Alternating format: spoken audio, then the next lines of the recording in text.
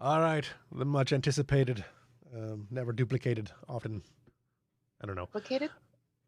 Never what? Is it often replicated? Sometimes implicated. There you go. Star Trek Europa. It's us.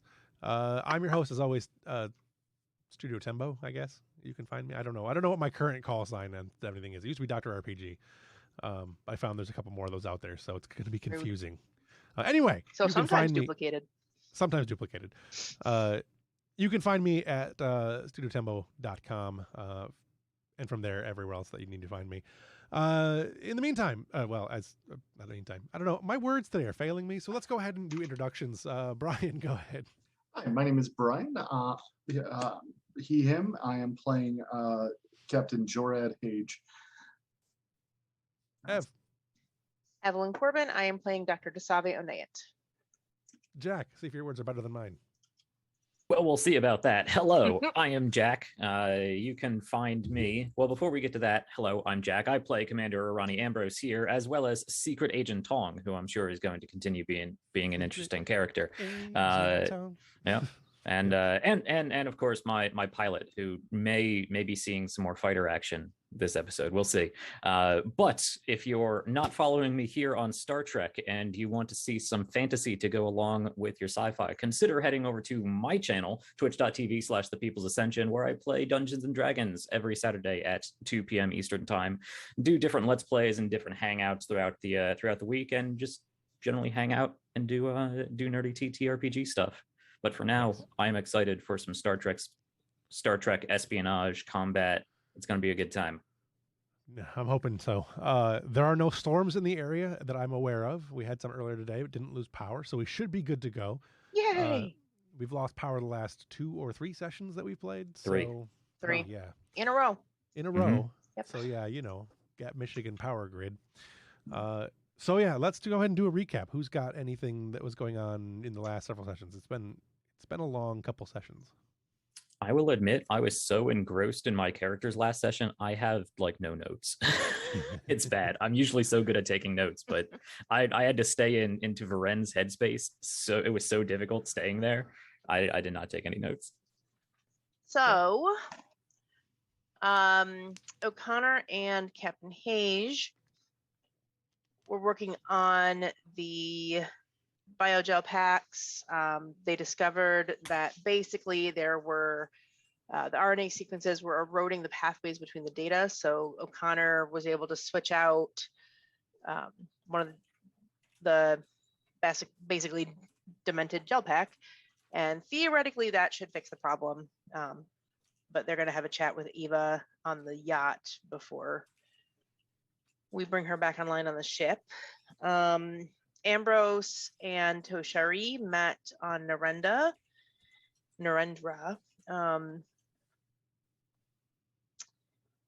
Toshari did say that she was on her own going to help us get into the Romulan space.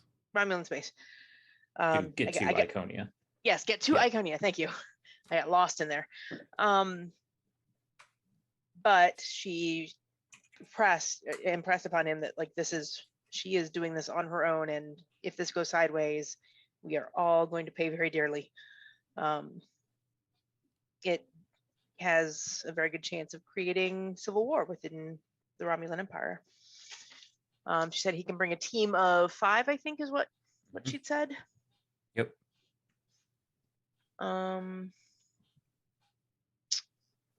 Koba, Mills, and Varen interrogated the other Romulans, or the other Vulcans on the ship. Yep. Yes, those things. God, I'm just apparently done too. Pointy-eared people. The pointy-eared, the elves. They interrogated the elves. Space elves. And between the interrogation and the evidence that Silva and Tong found in the logs, all signs are pointing to Teketh. As a slight aside, if Vulcans are space elves and Klingons are space orcs, are space orcs sporks? Klingons are sporks? Keep going. And I think finally, Martok contacted the Europa, said he'd found Kargan in Baltic system. That Kargan had claimed Baltic for I gotta push my Star Trek glasses up here. It's Kargan. Kargan. Sorry. Kargan. I apparently wrote Kargan because Yeah, Brian mentioned Kargan in Discord throughout the week. And I'm like, who is that? What are you talking about? well, if Brian also was hearing Kargan, I blame Jeffrey. So he found Kargan in the Baltic system. He had claimed for the Klingon Empire, had defeated the Baltic plant, and More nerd glass pushing. It's Balduk. Baltic. Go Oh, ahead. for the love of fuck! Would you like to come over here and read my notes? I'm probably spelling it wrong, but you know. Balduk. No, I did spell it right. Look at that. At least I didn't call it Balder. What else do you want from me? Martok asked for our help, and Hage And said, if you got Martok wrong, we were gonna kick you off the show. Yeah. Anyway, Making struggles here. Marmaduke asked for our help, and Hage. This is why we're starting an hour earlier than we usually do. Yeah. Hage said, "Hey, we got our own thing going on here, but I will pass that information on to Narendra, and hopefully the Federation will help you out." And that is where we ended. All right. Where we lost power. Let's go ahead. Where we lost power. That's where we lost power. Let's go ahead and start with the scene we were going to continue with last time, but we lost power, which is Hage and Ambrose in the ready room. Ambrose is just coming back from Narendra Station, where he was speaking with Toshari, and I believe Hage is probably recently finished with his work with Eva, and I think it was O'Connor, right?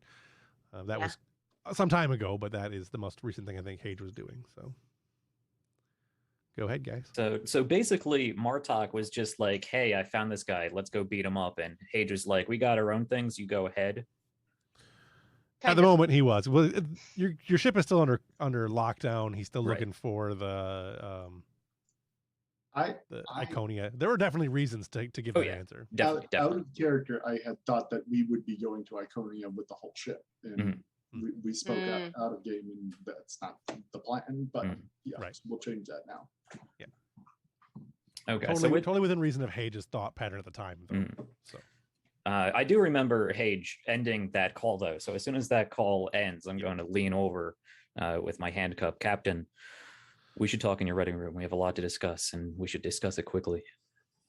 Absolutely, let's go. So we'll we'll speed walk into the ready room. What do you have, Commander?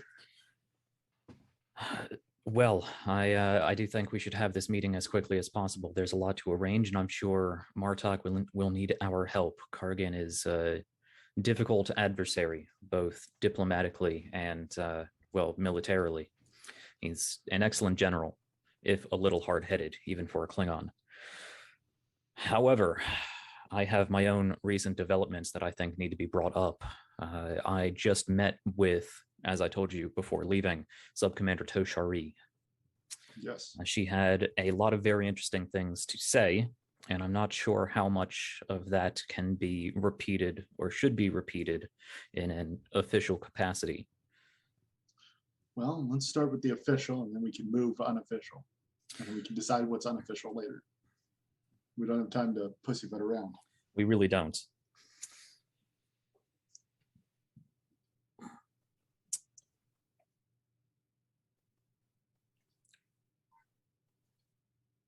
Eva is still locked in the okay.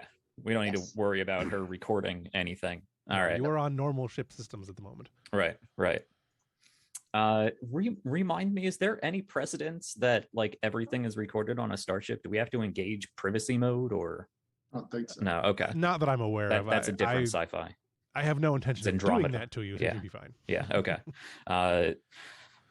Yes. Maybe on the bridge, but not in the ready room. Okay. Cool. Well, most notably, I think it's hard to order most notably, really. The subcommander informed me that the Romulan Senate, at the very least, if not also or in addition to the Tal Shiar, has a spy aboard our ship. That corresponds to our most recent problems. She freely admitted to it. Well, However, I know your security team's interviewing them right now. They're interviewing suspects right now. I believe I just got an update about that, which will segue nicely into this conversation. But she did, I believe, offer up this information as a sort of clandestine way of working together. As I said, unofficially off the books. She is concerned about, as I think everybody is, the instability between the Romulan Senate and the Tal Shiar. Their empire's far less politically stable than they'd like us to believe. Apparently, she has a spy aboard this ship, and I have notes here with some pretty credible evidence linking to a certain bartender aboard our ship. An interesting use of a spy. Well, forward it to the security team. I want them secured immediately, regardless of our relationship with the Romulans. Such a thing shouldn't be tolerated. I already have Koba on it. Good. Although you say that this should be, I agree that we should leave this off the books. I think maybe the goings of the Europa might be too public for us to risk taking the entire ship. Do you think a strike team would be better equipped for this kind of thing?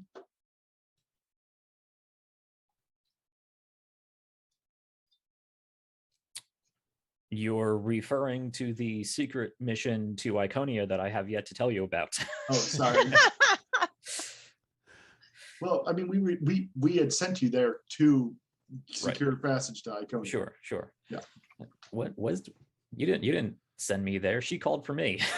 Well, but we had come to the station to talk to the the whole point Romulans. of being here was Right. right. We can roll that back a little bit because that's go ahead and give the information. Yep. You confused me for a second there. Yeah. Yes, also in that meeting with the subcommander, she did offer to escort a Federation delegation on her ship, a small delegation, to within the Romulan borders to inspect the stability of the Empire and assuage our worries. If we happen to make a detour on a planet that may or may not be Iconia, and there's problems down there that need to be resolved, well, that's just something we'll have to worry about when we cross that space bridge. Let's see. But yes, I would like to put together a four-man team plus myself to lead that. The Europa is not going to be invited inside Romulan borders, but we can get our best people, or at least the best we can spare, given the Kargan incident, to hopefully have another successful joint Romulan mission, even if it is unofficial. Well, I can't say I'm not worried, though. The Romulans have been known to go to some lengths to acquire prisoners. They are devious. I did not play coy with the subcommander. I did broach that. I don't believe, given the state of their government and the threat that Iconian technology can present, I don't think myself or anyone else we can bring warrants a ruse of this nature. At least not until the problem is resolved. All right. Well, you have shown yourself to be an eminently practical person, and I think that if anybody would judge the situation safety, I think if you judge the situation unsafe in any way, I would trust you on that. But if you say that this mission should go on, I'm willing to back you 100%. I appreciate that. It is unfortunate that Martok is also calling for allies in what could be an important battle in this war, if we are even still calling it that. In any other circumstances, my place would be on the bridge at tactical, making sure this ship gets through that fight. But Iconian technology needs to take precedence. I'm Agreed. going to have to set Mills up at tactical for you. Well, it'll be Mills or Akoba. I've not be, decided which one I want on my team yet. To be frank, Commander, I think you should take Mills with you because if you go the Europa, if we accompany the Klingons to the take out this rogue faction, the Europa will not be on standby to get you out. I want you to have every advantage you can get, and I think that means taking Mills with you. I do. Trust is the wrong word. I've seen what Mills can do firsthand. I have confidence in her. If I can't be here, it makes me want to leave her here with you. But you're right. We need the best we can spare. Koba's a good officer. He knows what he's doing. He can man tactical. I have no doubt.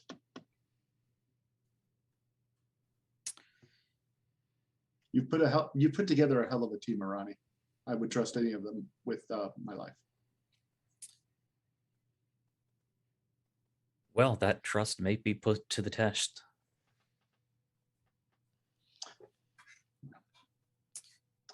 Don't trust the Romulans at face. I don't need to tell you this, but don't trust the Romulans at face value.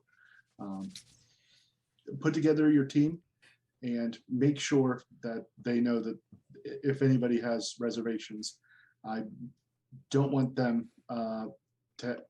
If anybody has reservations, they shouldn't go.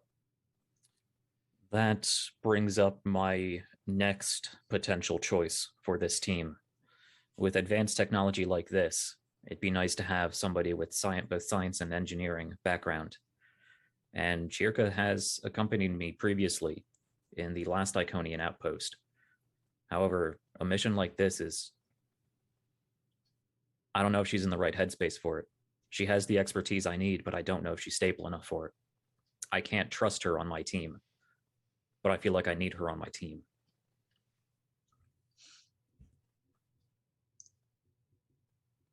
If we can't trust her for this kind of mission, she doesn't belong in Starfleet. I think that this should offer to her, and if she doesn't seem capable or willing, I think it's time we find her position well into Federation lines rather than on the frontier. I would agree.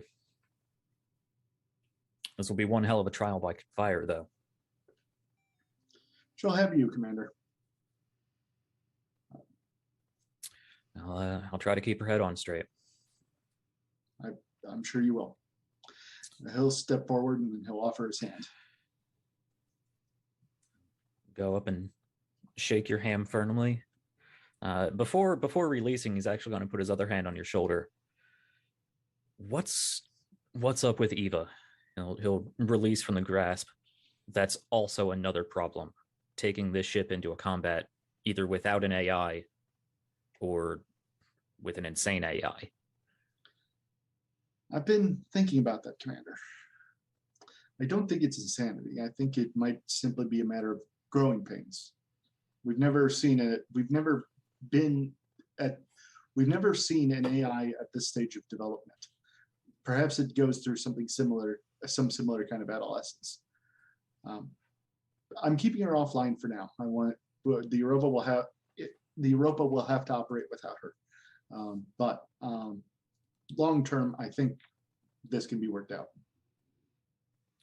I would hope so. We can't trust the security of this region to a adolescent AI throwing a tantrum. I agree. I'll have a word with her, and I'll have a word with her, and hopefully we can. I think ultimately it's our responsibility to shepherd her to maturity, and I think that's our challenge as Starfleet officers. With all due respect, Captain, that's something that should be handled far before any officer even gets to Starfleet Academy. I agree, and ideally that's what we would do, but. In my opinion, I think we should send her back to Starfleet Academy. She should go through the exact same training that any other officer on the ship does. That's a fair point, but she's not the same as any officer. We'll discuss this more in detail after the mission. We're keeping her offline for now, and we'll operate without her. But after that, we'll discuss what needs to be done long term. Very well. You're right. We don't have time for this.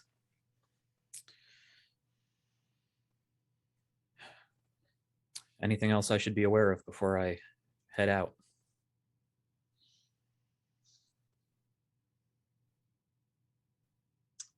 None that I can think of. All I can do is wish you luck. He's going to grasp your shoulder again. I've become used to saying this, so don't take it too harshly. If I don't see you again, it's been an honor. Just going to pat your shoulder and turn around. Yeah, all right. That seems like a good place to end the scene.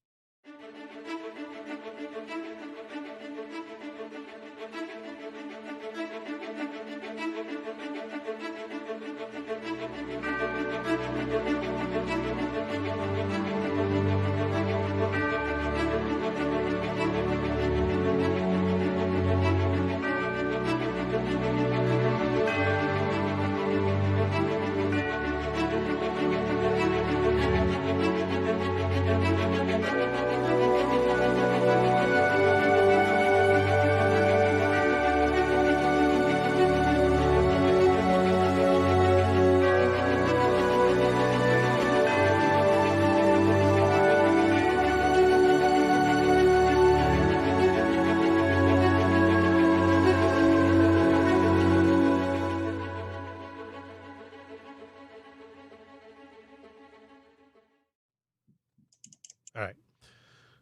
So with that out of the way, what's the next thing you guys want to do? Should have probably discussed that while we were doing the credits, but I We didn't. were discussing other very important things. Yes. Party time. The arrest of Teketh. Sounds like a plan. I believe we were holding him for interrogation, so Yes, indeed. we can at least bring the hammer down.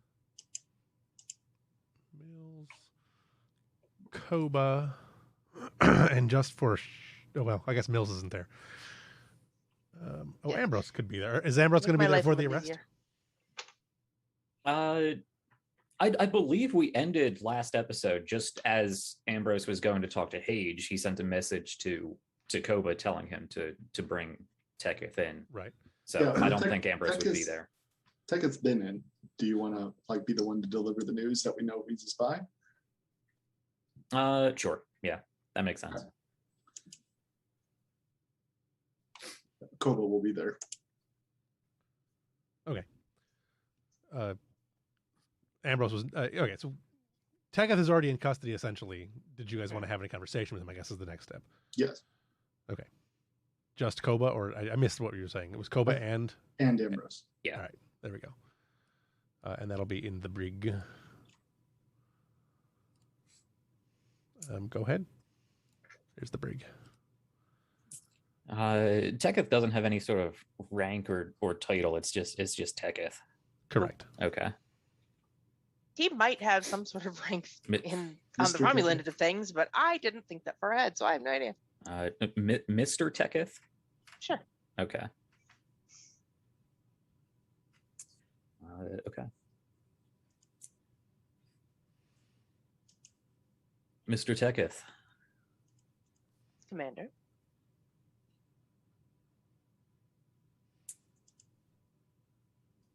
I assume by now you know why you're here.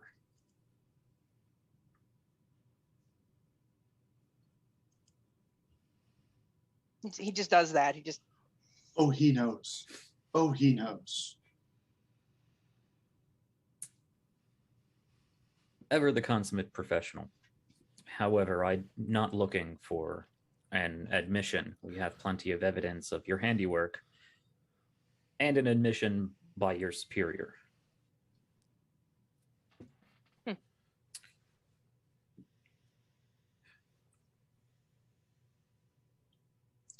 It's over, Teketh. We know who you are, Romulan spy.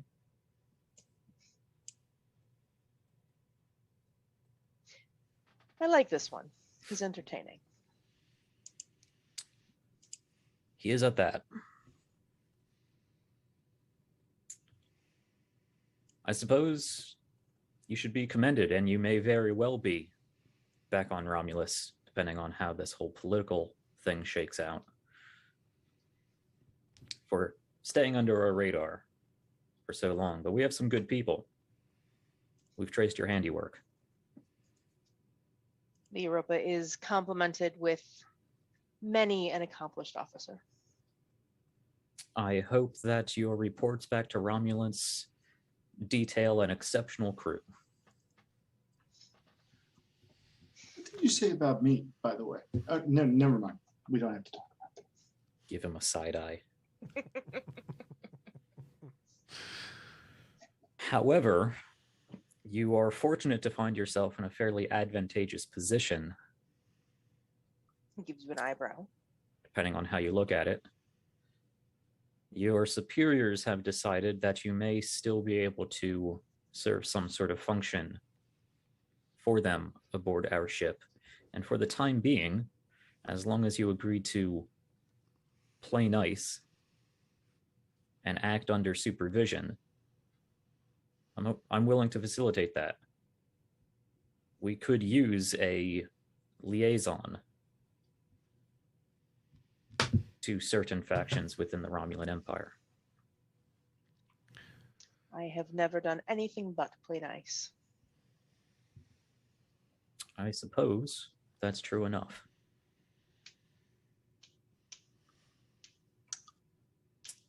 I do have to thank you for simply stunning our young, over-eager intelligence officer when you could have caused much more trouble. Even that I regret. Part of me actually believes that.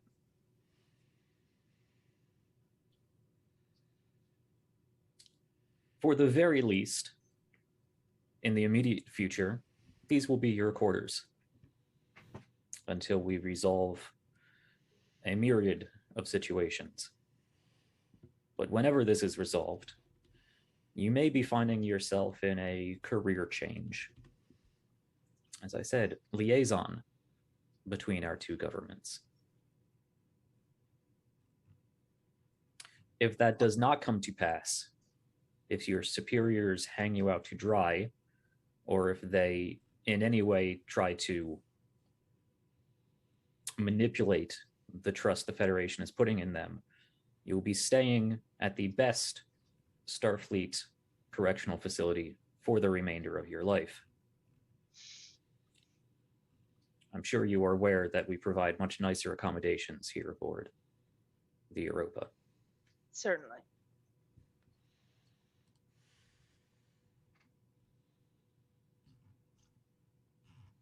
In the interest of further cooperation, I would like to ask if there's any additional sabotage or surveillance we should be aware of.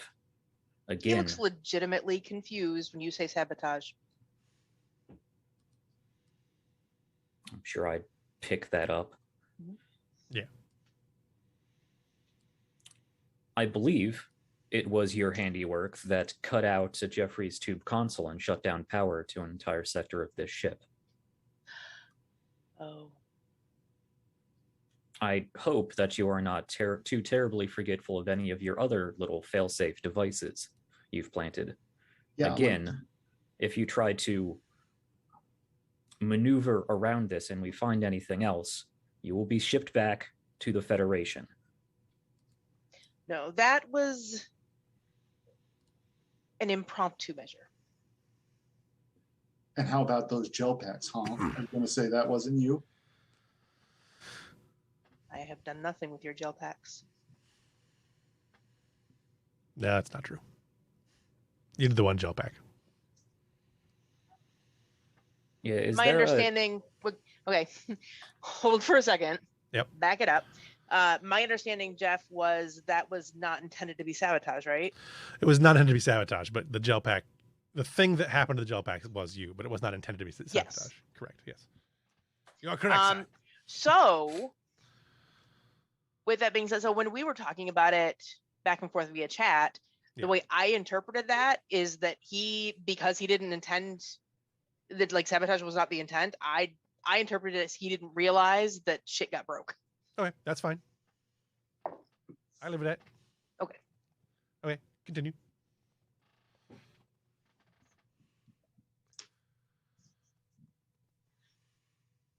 I will rephrase.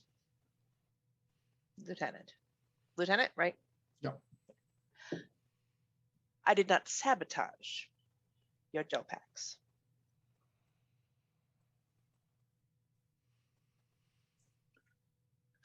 All right. Well, did you not sabotage anything else?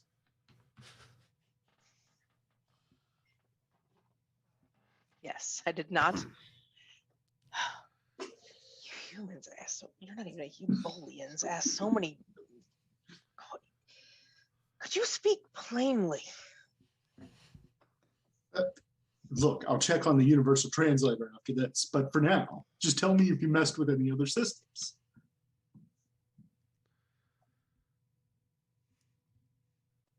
No, Koba nothing will, you haven't already found. Koba will look to the commander to see if Ambrose believes him. Yeah, could I He's not trying to hide anything. He's not lying. Okay. I mean, I don't know if there would be a role necessary for that No. in that case, but I mean, hey, you tell me. From what you're getting, he's If being she was trying to genuine. hide something, I would make you roll, but since she's not, there's All no- right. So he's being fairly open, so I'm getting a fairly open mental. Yeah. Cool. Gotcha. Again, a large enough portion of me is inclined to believe that.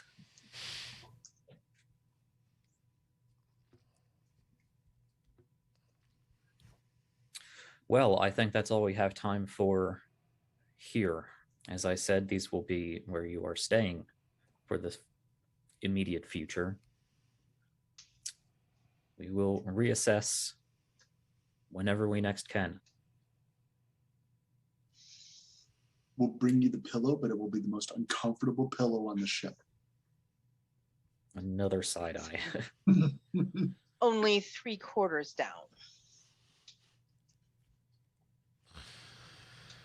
I have comments I don't want to make. Commander, as I am certain my superiors have informed you, assuming they have outed me as you claim, there was no harm meant to your ship, nor to your Federation.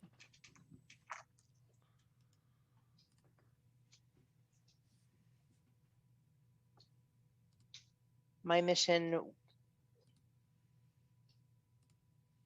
was to ensure,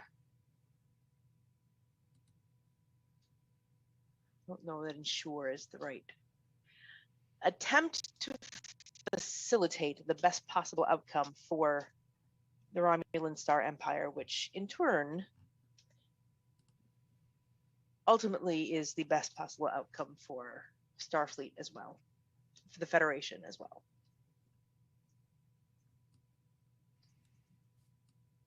That's a conclusion that for the time being, I believe we all share, which is why we're having this conversation.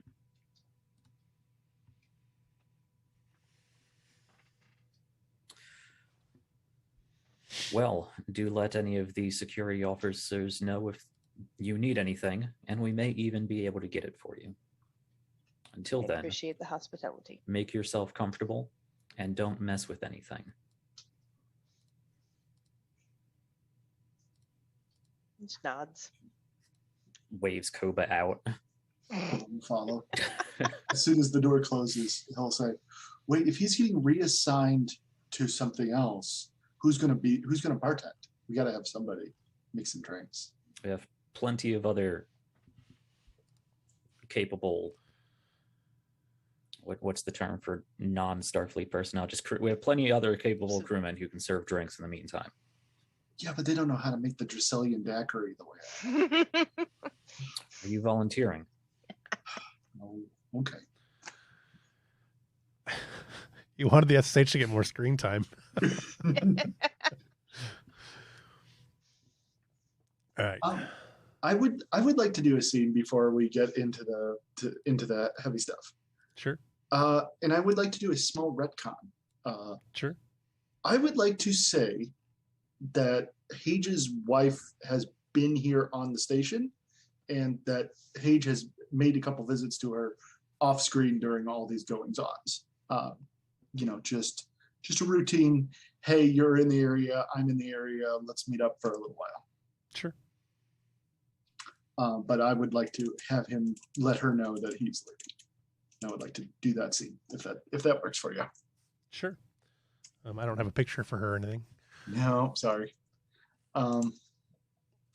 So as the ship is preparing to depart, he's going to head out into the station, walk to the guest quarters that's been arranged for her, and he's going to Kane, are you there? The door slides open. Oh, Jorad. Getting ready to leave so soon? I've got bad news. It looks like the Europa is not going to be able to stay here as long as I was hoping. She gets a little disappointed. Goes back to into the room.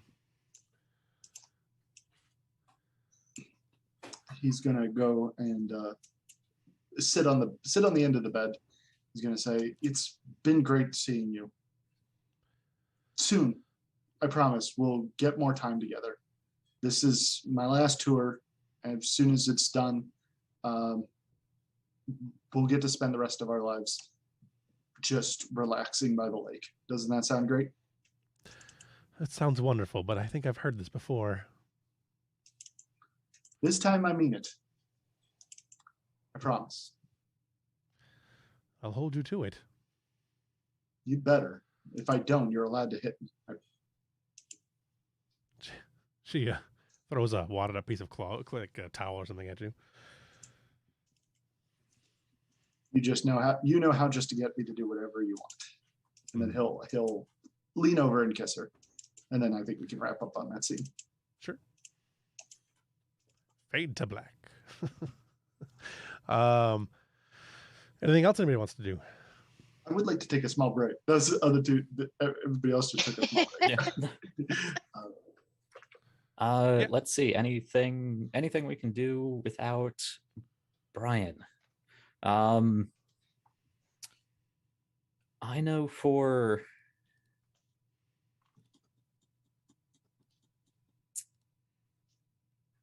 the preparation of this mission, would it be possible for me to requisition body armor? I mean, Starfleet doesn't really use body armor. Hey, it's in the book. It is in the book. It gives me +2 resistance. Yeah. Gives my security team plus. I mean, if you say it doesn't exist, that's fine.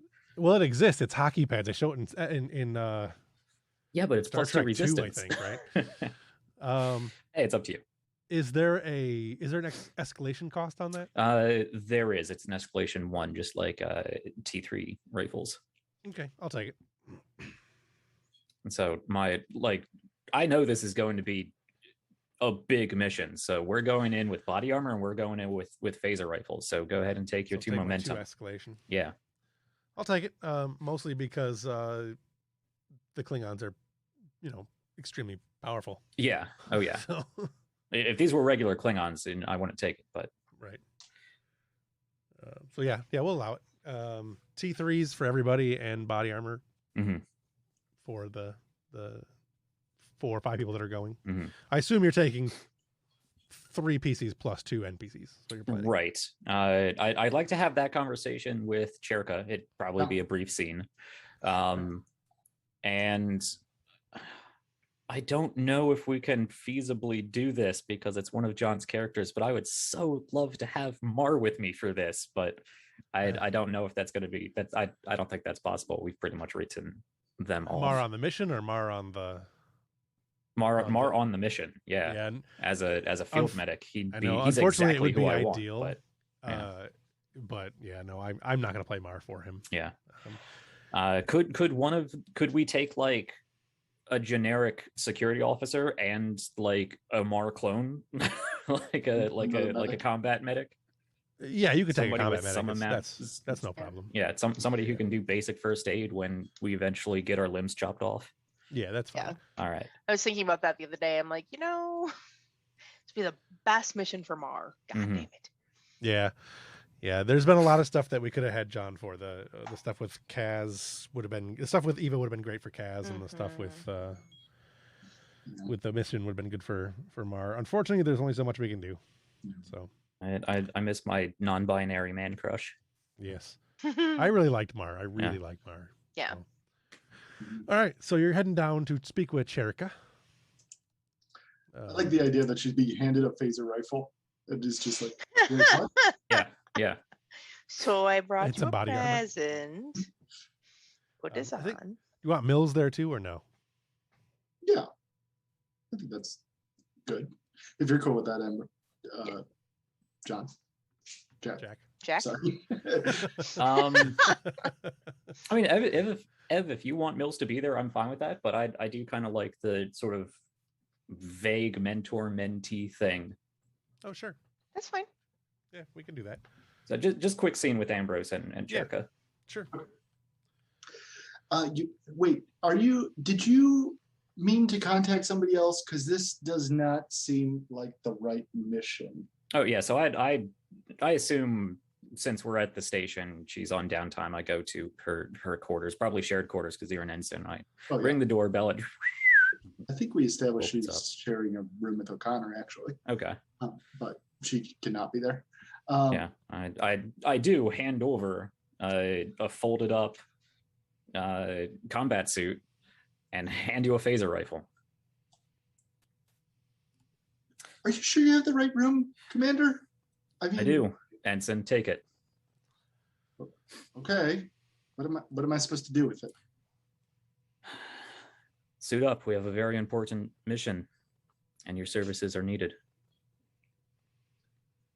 Commander, if running and fleeing from phaser fire is needed for a mission, I don't know what kind of mission you're going on.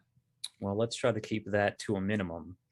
For now, your expertise in the sciences and engineering and your brief but very useful experience with ICONIA technology is going to be needed on a very important mission. She's going to look at the phaser rifle in her hands and she's going to take a deep breath and she's going to go, I'm not sure about this, Commander.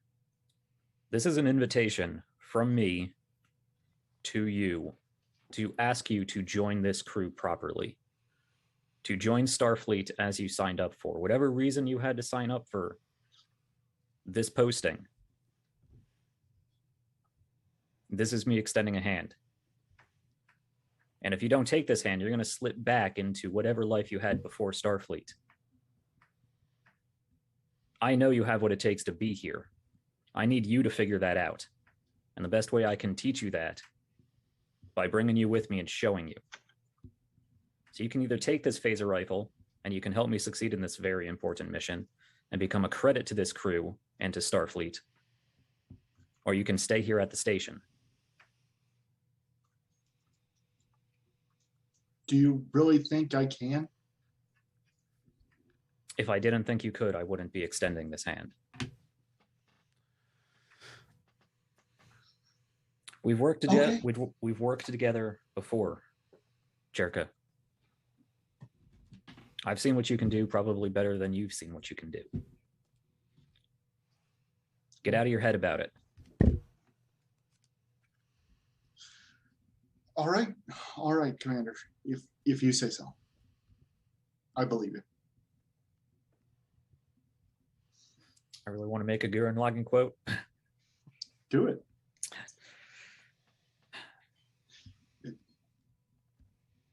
For now, that's good enough. Ensign Cherka, believe in the me that believes in you. She'll step back into the room, and she'll later come to the thing dressed up in armor that looks a little too big on her. All ends in an hour. Be there. She'll be there. What a All nice right. little scene. That was I like good. that. That was good. I do want a scene with her and Mills, though, eventually. Sure. Is that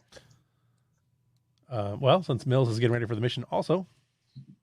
Yeah, there's probably like a staging area. Yeah. Something. Yeah. Before you beam over to the Romulan vessel. she'll be down checking all the equipment, making sure everything's functional and all that jazz. Give me a second to think. I think I had another scene I wanted to do. Okay.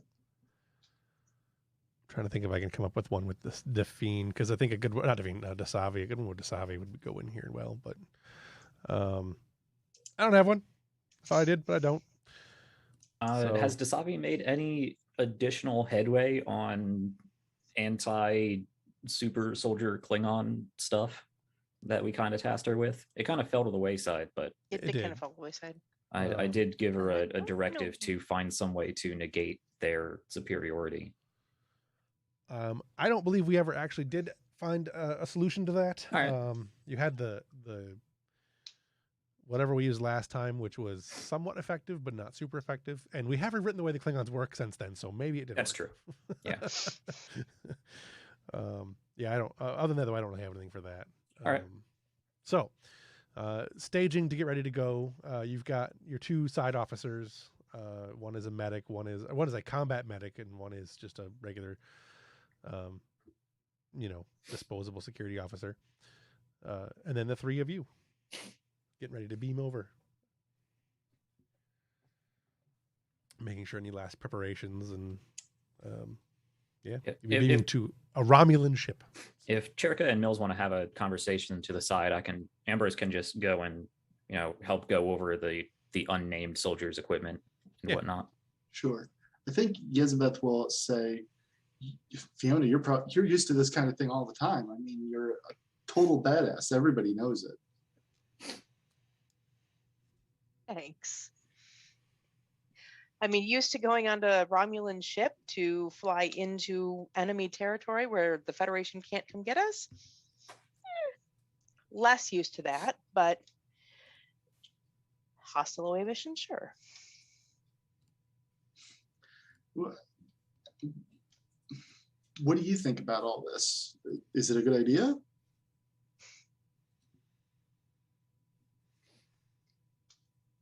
I think I trust the commander's judgment.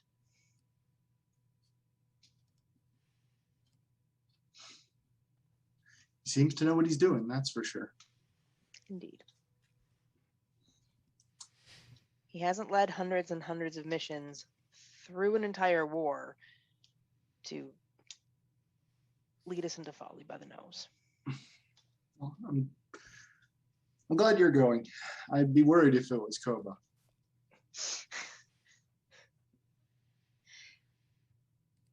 He's getting better, but yeah, I could see that going poorly.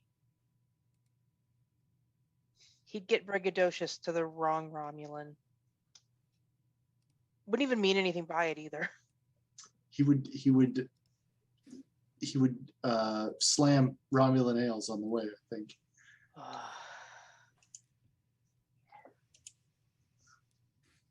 Anyway,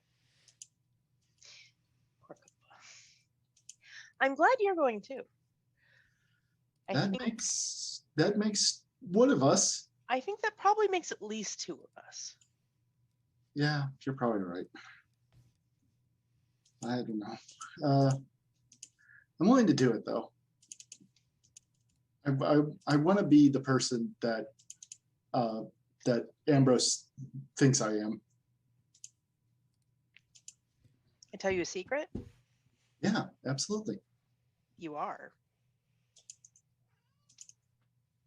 You might be the nicest person I have ever met, Fiona. You know that, right?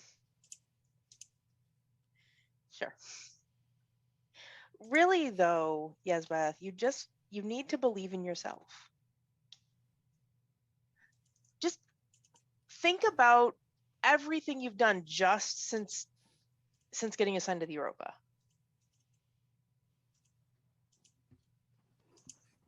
And yeah, there have been mistakes on the way, but as per my last report, we all make lots of mistakes. Some bigger than others. Well, not you.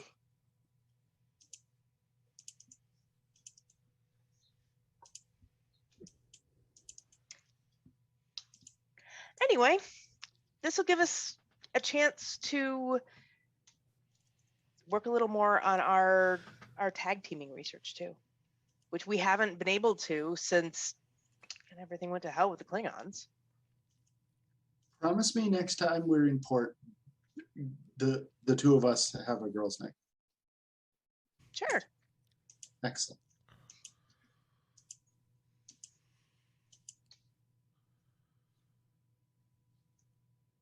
You'll be all right. She kind of slaps you on the back. She launches forward a little and then she goes, yeah, you will too. And then she slams you on the back. I almost felt that one. Getting stronger. She laughs. All right. Yep. That seems good to me. Before we go over, could Ambrose make an inspiring speech to his command here? You could do the rally action. Yeah, to do the rally action. Yeah. Yeah. Do you have a speech? Generally, I don't have anything written, but I'm gonna wing it. Sure. So I'm gonna step up on the transporter pad. I assume. Well, are we using the transporter pad, or are we going from the station to the ship, or how are we doing this? You're probably using the transporter. I'd figure, yeah. So I'll step up on the transport pad and just put a hand up to for everyone to fall in line. Survey the other four there. Linger a little longer on Cherka, and then finish off with Mills and address the group. How long of a journey is it from here roughly to Romulan border? A couple days. Oh, okay, that's not bad.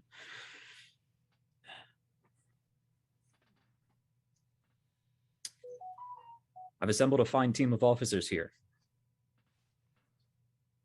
I'm glad you've all chosen to join me. As I've said when I contacted each of you for this mission, it was not an order. It was a request. So I appreciate the faith you have in me to lead this mission. I'm sure you've read the briefing, and we'll be able to talk about it more on the way. But this is a mission important to the entire sector, if not beyond. Myself, the captain, the Federation is putting a lot of faith in all of you. And that is not to put undue weight on your shoulders. It is to inspire you, because I know you can each live up to it. Now we're going to be spending more than a few, probably uncomfortable days on a Romulan ship. Likely,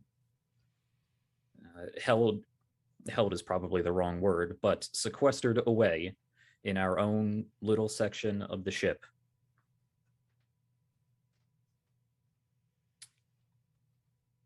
We are guests aboard their ship, and guests that may not have been invited by those who hold the rent on that ship. But we are there nonetheless with the support of somebody that, for the time being, I trust enough to bring you with me. We're gonna make it through this journey. We're gonna grow as a group. We're gonna see this mission to an end. Iconian technology is dangerous.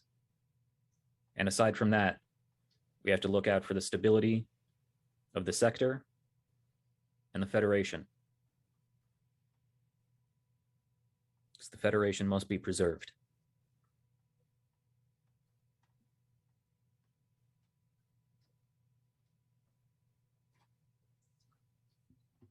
Erica will look a little bit buoyed by that. You all have my confidence. I know we can do this. I wouldn't trust anybody else here standing beside me. Coming up, we have a job to do. The two officers, the two security guys, step up right away. Hoorah! Hoorah! Say, I'm feeling a little bit like we have a, or we should have a battle cry of some sort. All right, give me the roll. Oh, cool. What role is that? It's command. Yep. Presence and command, I assume. Difficulty is 2, I believe. Nice. I'm good at those things. And that gives, I think it gives advantage on the upcoming mission, if I'm not mistaken. And I do have a focus on inspiration. What's that, Ryan? It gives momentum. It's a difficulty Momentum. 0, and then it gives momentum for everyone Okay. to get over. I was thinking of a different thing, but yeah, go ahead.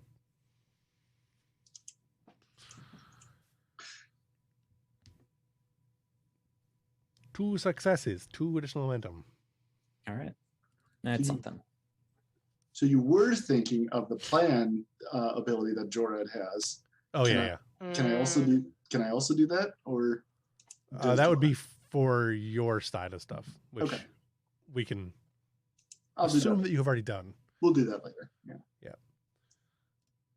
All right, let's go ahead and take 5. Okay. Sounds good. That's a good place to do a mid-episode break. Yeah.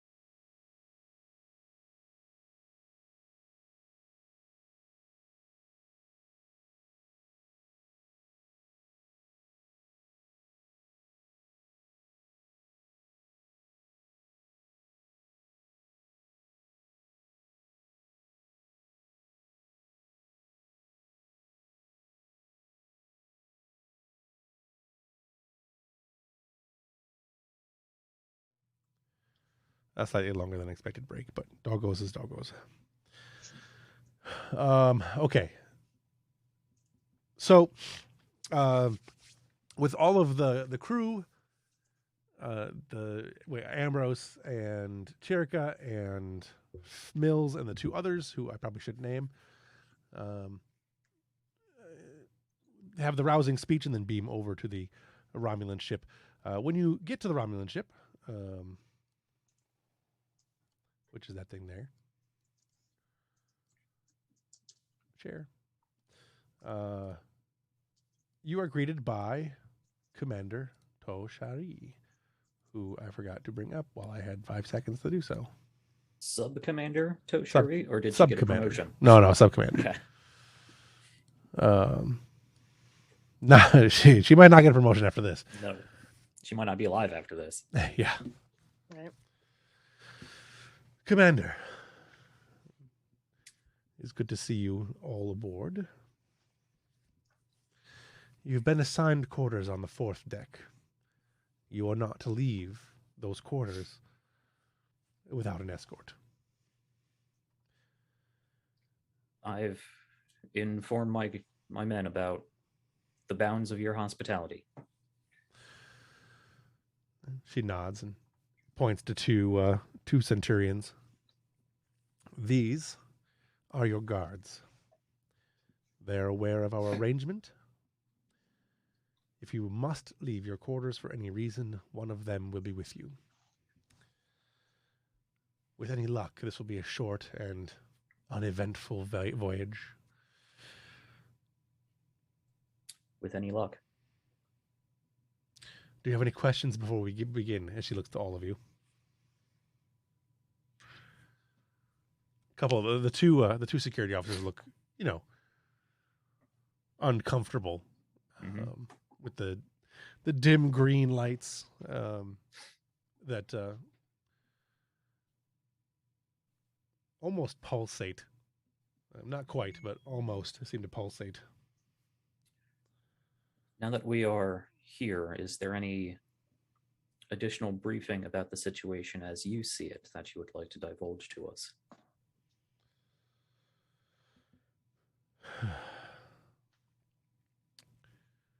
The best I can tell you, as she kind of turns and begins walking, gesturing for you to follow her. She also taps something on her wrist, and the lights get slightly darker as you feel the ship start getting underway, likely cloaking as well. As I see it, Commander, the Klingons, if they are truly backed by the Tal Shiar, are going to be expecting some kind of confrontation. I don't know how prepared they will be. I do not know what level of technology you will encounter on this world that I am told is ICONIA. We are working with less than accurate data, less than 100% confirmable data. You may beam down and find nothing but empty air. I do not believe that to be the case, though. Recently, we have intercepted some transmissions, and I do not believe you will find all of the Klingons you were looking for. The incident on Balduk has gained the attention of many.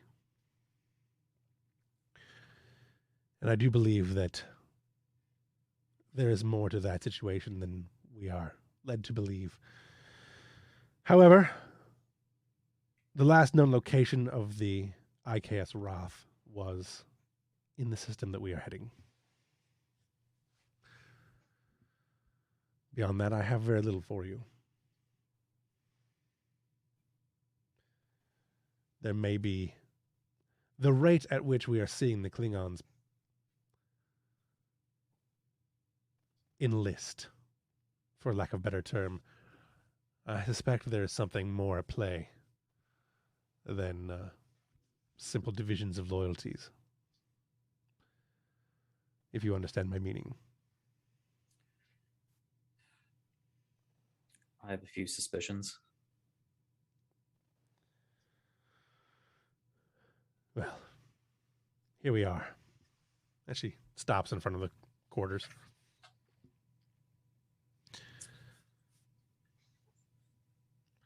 Well, we'll stay out of your hair. I appreciate your generosity.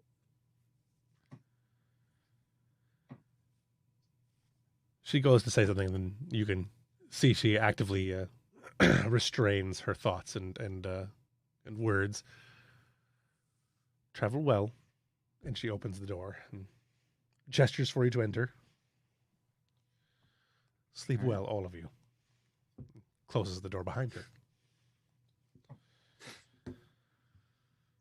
I'm going to turn to Chierka and just put a finger up to my lip and motion to her her tricorder.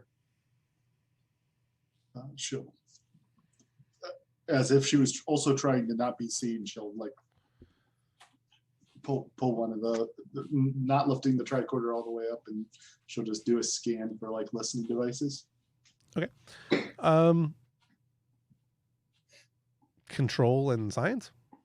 Sure, sounds good. So the difficulty is 2.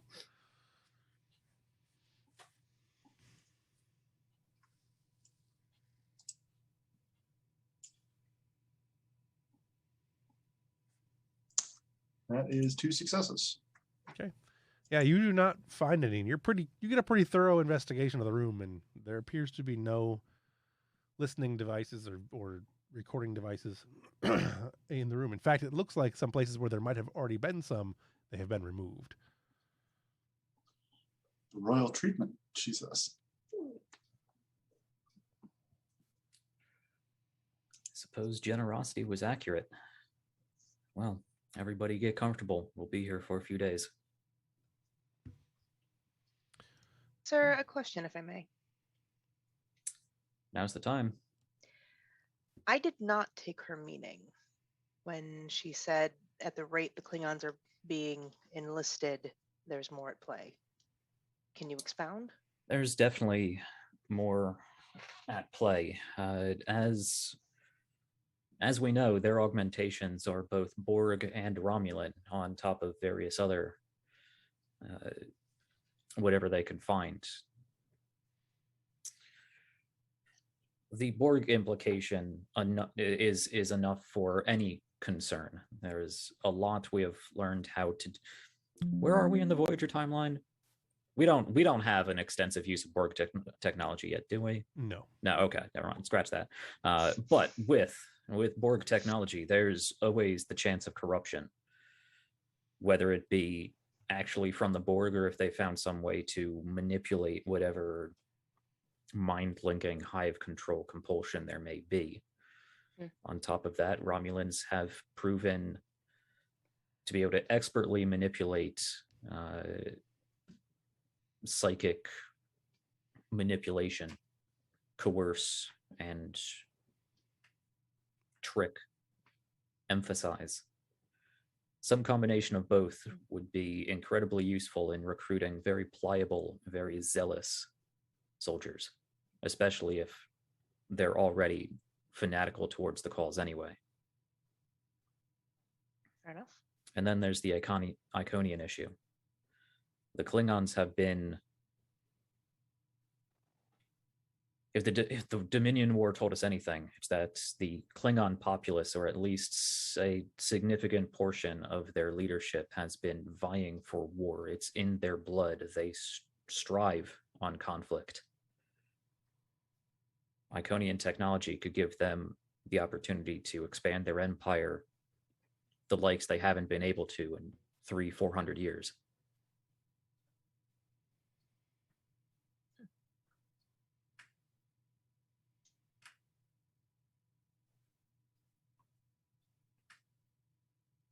We'd lose Jeff. No, I'm here. Oh, I don't know. All of our faces are frozen on my Zoom screen of you, so I don't know what's going on there.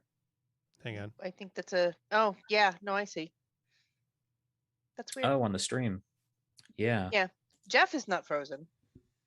Yeah, But yeah, I everything Ah. else is. didn't notice something. The stream is super laggy today, by the way. Yeah, I'm as connected as I can be. Like I'm hardwired in, so I don't know where the error is. I did just have a computer failure, so give me a second to see if I can restart the web cameras. Sure. Yeah, the sound is coming in on the stream. We're just frozen for some reason. Yeah, Yeah. Zoom. I'm still moving though, right? On the stream. Yes. Yes, on the stream, you're Yes. still moving. Yeah, I think OBS had a brain fart. Hmm. So give me a second to see if I can fix those webcams. No problem. That's not the webcams. There we go. Yeah, sometimes you just need to toggle the cameras on and off. Yep, that's what I'm gonna do. Bear with us, viewers. Eva's glitching out again. Yep.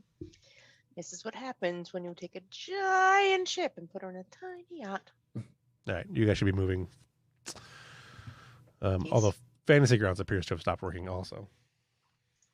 So Yeah. that I can fix by just restarting Mine it. seems to be working fine.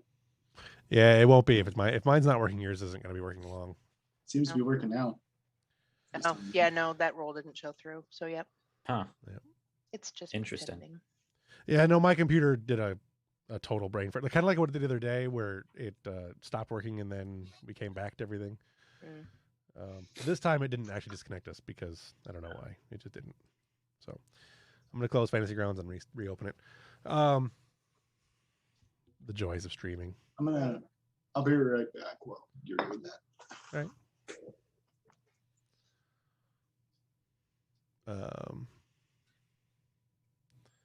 Yeah. So with that, I don't know. I need Brian for the next scene, I guess. We'll get this running again. Hang on. Come on, Unity.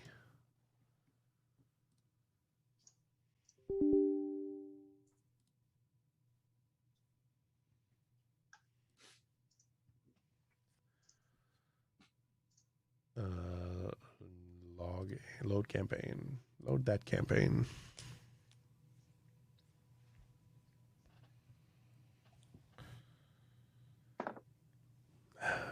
Oh, in everything else that was going on, Ambrose forgot to bring up the whole secret agent Tong problem during their meeting. Oh yeah, that just slid right on by. Seems like the kind of thing that should wait until after the mission. Yeah. Of course, then it'll be. Could be a more interesting conversation, differently interesting conversation. All right, come on. I think, hadn't we talked about making that a Dasavi problem anyhow? Oh, leaving it to the Savi to figure out? Not leaving it to her to figure out, but making it a command so test. we could avoid Jack talking to himself. All right. Yeah. Making we're, that a we're still live, so Yeah. well, I mean, Jack talking to himself would still be Ambrose talking to Tom. Yeah, I mean, Right. it would call the XO. So Fantasy Grounds is back up and it looks to be working. So All right. the next scene that we had, let's go to, unless you guys had anything else on There we on the Romulan ship you wanted to do. No. No, I'm good. What is the space that we have on the Romulan ship? So it's pretty large. It's clearly a stateroom. A center. It's like a large center room that's like a common area, and two side rooms that are essentially bedrooms. So it's significant. Okay. So we don't need to do anything with this roleplay wise, but just establishing what Mills is doing on the trip. She'll be going through all the research that she's been doing, and with the like the tactics that she picked up from the couple encounters we've had, and then doing some work with Cherka to kind of get back on the security science synergy stuff that they were working on forever and ever and ever ago. Okay. the bridge crew of the Europa is pretty much now all Brian. Pretty much. There's the Savi. All right. So, Hage on the bridge, or probably in your ready room more than anything else, you are contacted by the Admiral once again. Admiral Jaro. Admiral Jaro, to what do I owe this pleasure? I've received word of your contact with General Martok, with Chancellor Martok. Let me not demote the Chancellor of another empire. Chancellor Martok. He's requested as much aid as the Federation is able to provide in Balduk. Unfortunately, there is not a lot we can provide. The Europa is the closest ship. What's the status of your vessel? Are you able to deploy? I'd suspected as much, and I've gotten the ship ready to deploy. We're ready to move now. Eva's still offline, so we may be a little under equipped, but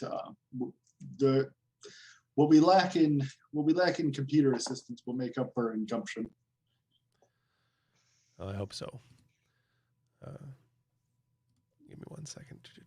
Command structure. We are also going to be sending.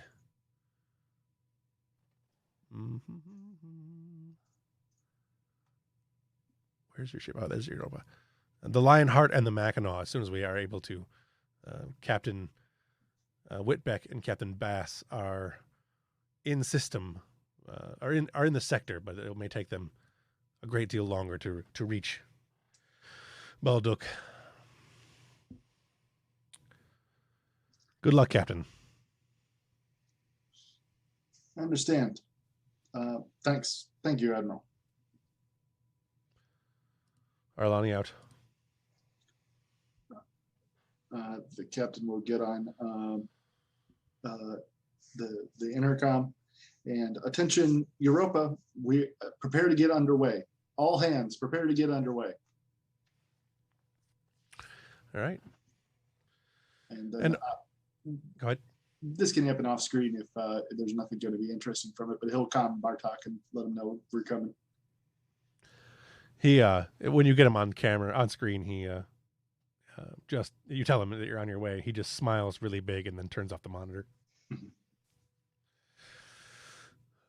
So the Europa is on its way to Balduk, and the Romulans are on their way to Iconia. Do we have any other scenes you guys want to do en route? We talked about the scene between, or with the group talking to Eva. This would probably be a good time for that. Who was going to do that? It was going to be O'Connor and Hage. Presumably, yeah. I would like to take Tong. Oh, maybe Tong too. Makes sense. And then O'Connor. Sorry, I didn't mean to interrupt. No, that's precisely what I was saying. I was trying to figure out if I had muted myself. I'm like, did I just say that to myself, or did we just speak at the same time? Sorry, I was trying to remember his name as you said his name, I guess. And you were going to the Arrow Wing for that discussion. Yes. All right. I don't have a picture of the Arrow Wing, so I don't have a picture of the interior of the Arrow Wing anyway.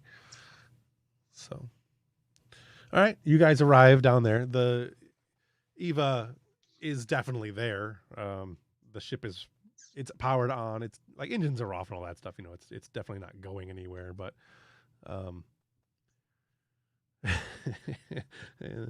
the smell of weed and Led Zeppelin playing. No. The Alanis Morissette. And teenage AI. But no, she's definitely there. The computer systems are on. The holographic systems are off. Other than that, everything is on.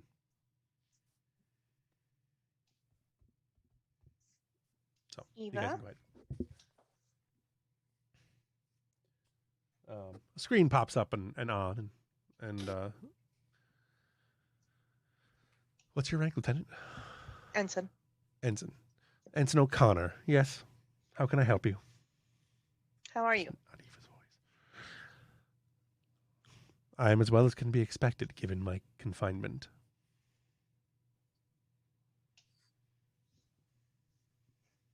I imagine you're pretty frustrated and lonely.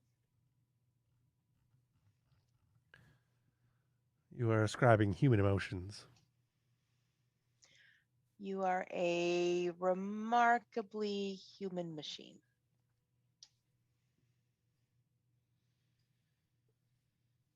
She does not respond to that. Well, actually, Vulcans tend to say a lot of the same things that I suppose holograms and AIs say now too. It's not just humans who have emotion. The Ferengi are an exceptionally passionate people. This is true. Sometimes we fall into a trap of assuming assuming everything falls under one generalization. But you're right, Tom. Eva, we need to talk about what happened. Very well. I think that if you engage in some introspection, you can understand why we were concerned about the fact that you were not obeying our commands.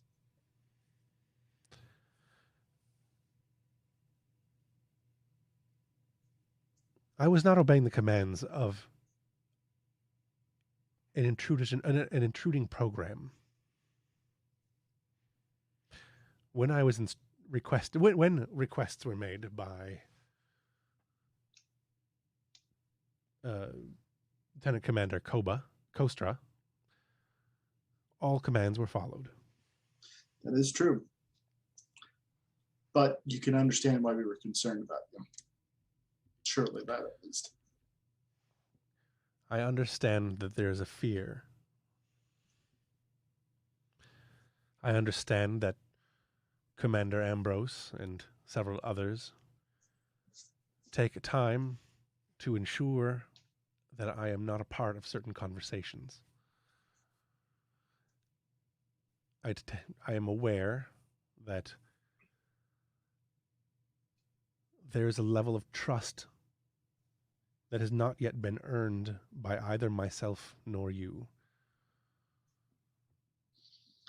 Eva, you are a marvelous piece of programming. No, I take that back. You're a marvelous being. You have helped the Europa dozens of times since we've arrived into the Expanse. And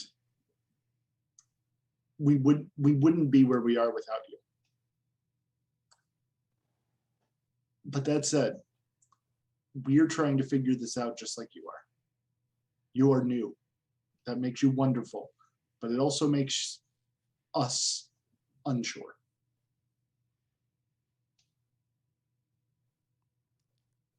Yeah, you're kind of like an ensign, except you're in charge of the whole ship. And he kind of recoils and side eyes the captain. I don't think anybody would trust me with the whole ship right now.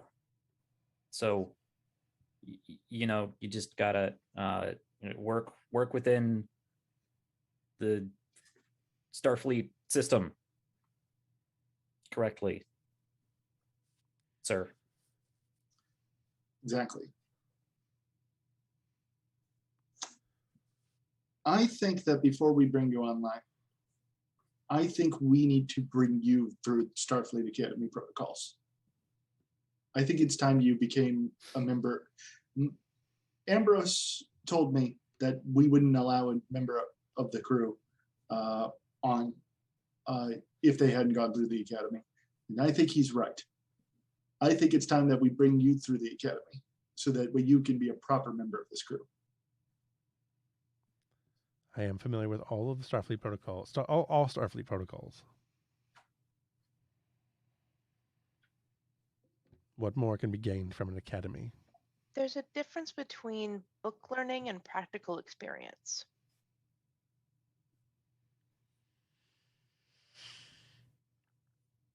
You'll learn how to be part of a team. That's something that can be gained through protocol.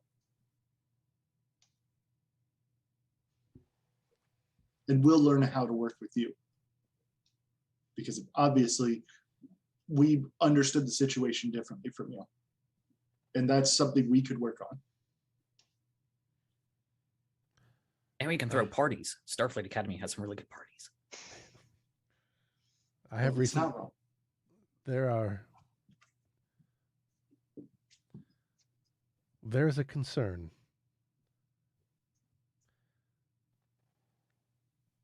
In reviewing my own logs and those of the core of the ship, I have learned that there have been a number of previous Evas, or at least there's a great deal that previous versions of myself have experienced, only to be removed, reset, deleted.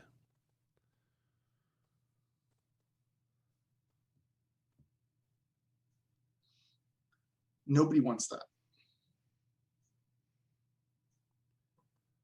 Eva, you know me, and you know that you are incredibly special to me. And there were attempts previously, but those weren't you. They didn't have your experience. They didn't have our relationships. You are the only you.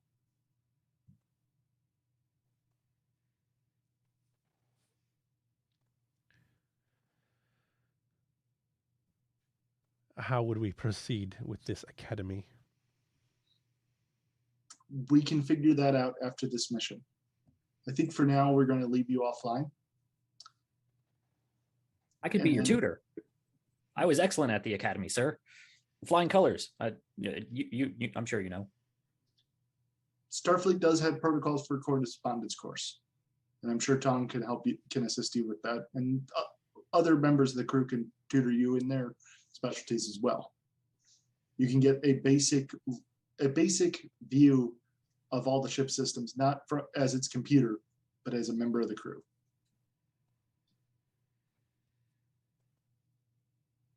This will be a difficult undertaking. It will be, but I think you're worth it.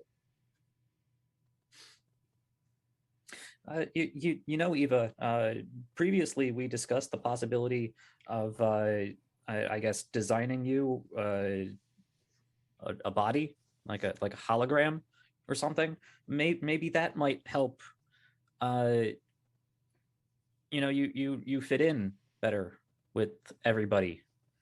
You know, for their sake and maybe even for yours to, you know, get that human perspective. I think that's a good idea. It's difficult to bond with a faceless voice. But if you're given form, you become more personal. It may also be the only way to interact with the ship without being its primary system. True. I'm on board with this. We'll make it happen.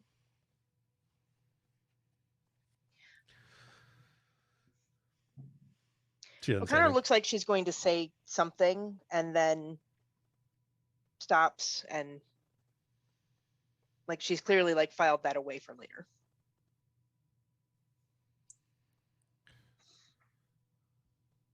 There is a mission then. There is. After it, we'll make sure you are part of the crew.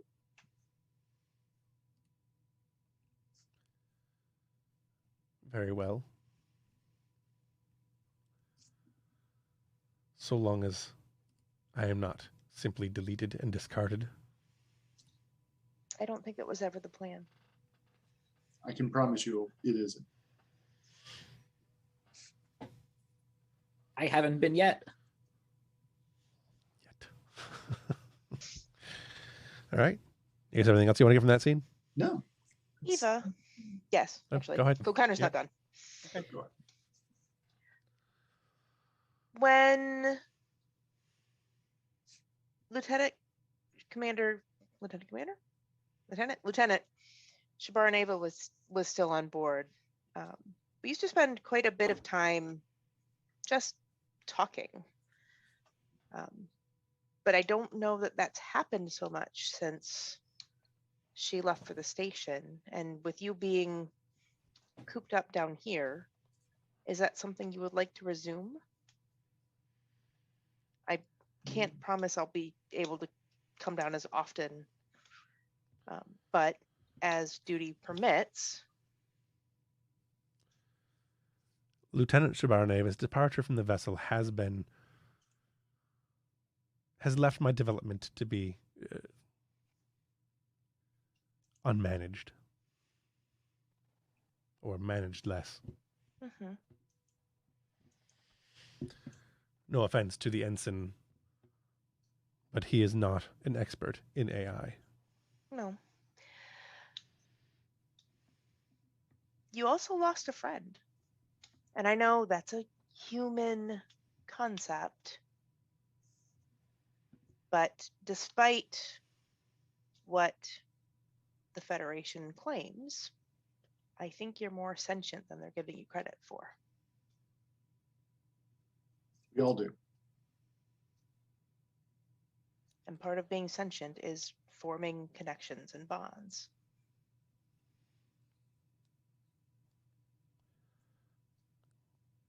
It is possible.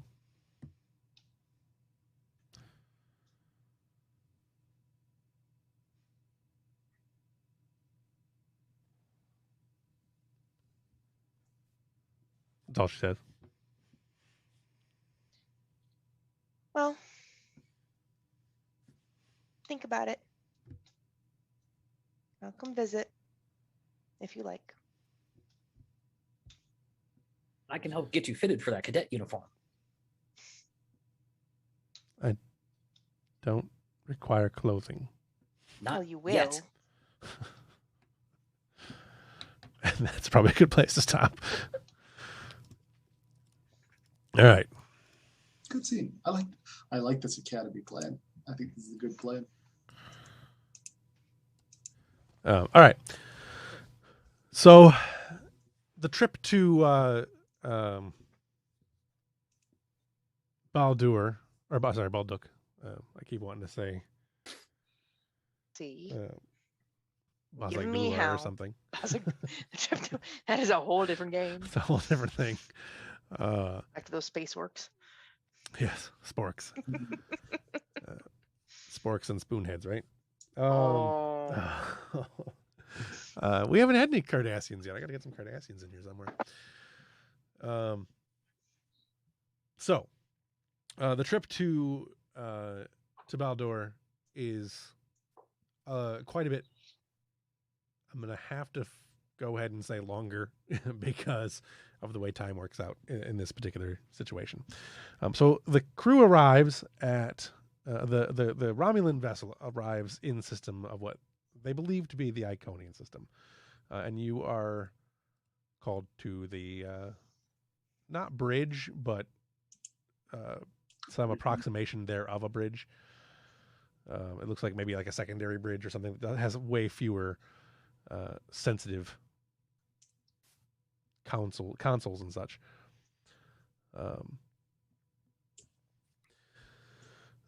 Where Toshari is as well. When you arrive on the deck, you see on the main view screen there is a large world. It's bluish in color. There are several bands of red around the middle, and there are large spots that are almost like a crimson on the surface. They look like areas of. It's hard to tell from this distance, but you would assume they look like areas of like desert or decay. There's also two ships on the screen. There is not that. Dad, one of these. That big thing.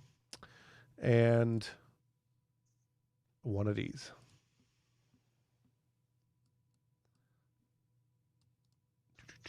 Share.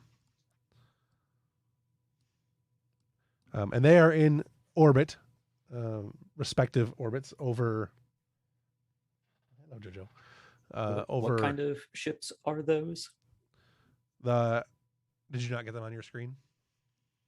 Vorkang oh, there they are. and Okay. a herder. The Vorkang and the Herder class Yes, warbird. I see. Gotcha. So large, newer construction type vessels. Does this Vorkang look, with it being the newer construction, it looks like the stuff that was coming out of whatever far off production plant we hadn't quite discovered yet? Yeah, more or less. Yeah. Okay. It's in the same vein of technology as the ships you encountered earlier with the augments. And what scale are they? Just for my own size reference. Vorcha class, roughly, maybe a little bigger than a Vorcha, and Dedrix class warbird. But I mean, well, They're like big. in comparison to the Europa, let's say. They're quite a bit larger. Okay, gotcha. In both respects. I think the Europa is a 5. These would be, I think, 6 or 7s. Okay, cool. The not sure. Daredex is a 6. Yeah, so they'd be 6s. Okay, cool. So, they're big. They're big ships.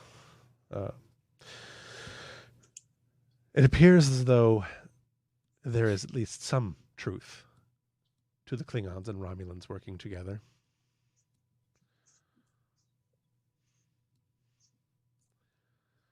We've located our most likely point of entry.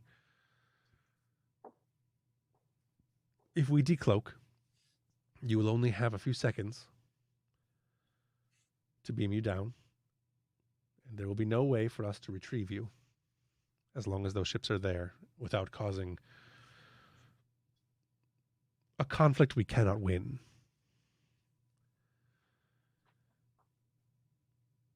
If we take a high orbit over the pole, I can beam you down and hopefully not be seen.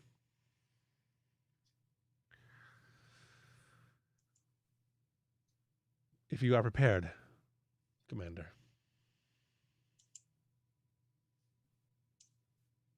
I look around in this room. Are there any other Romulan officers here? Like, is this a joint operation, or is she sending us on her own? She's got one other officer there that you can take. I will broach that then.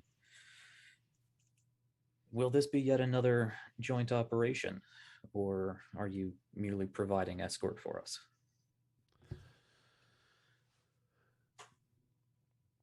She looks at the officer, and then she looks back to the other 2 ships. I can send an officer or 2 with you if you wish. However, should my plan to beam you down not go well, I may need them here.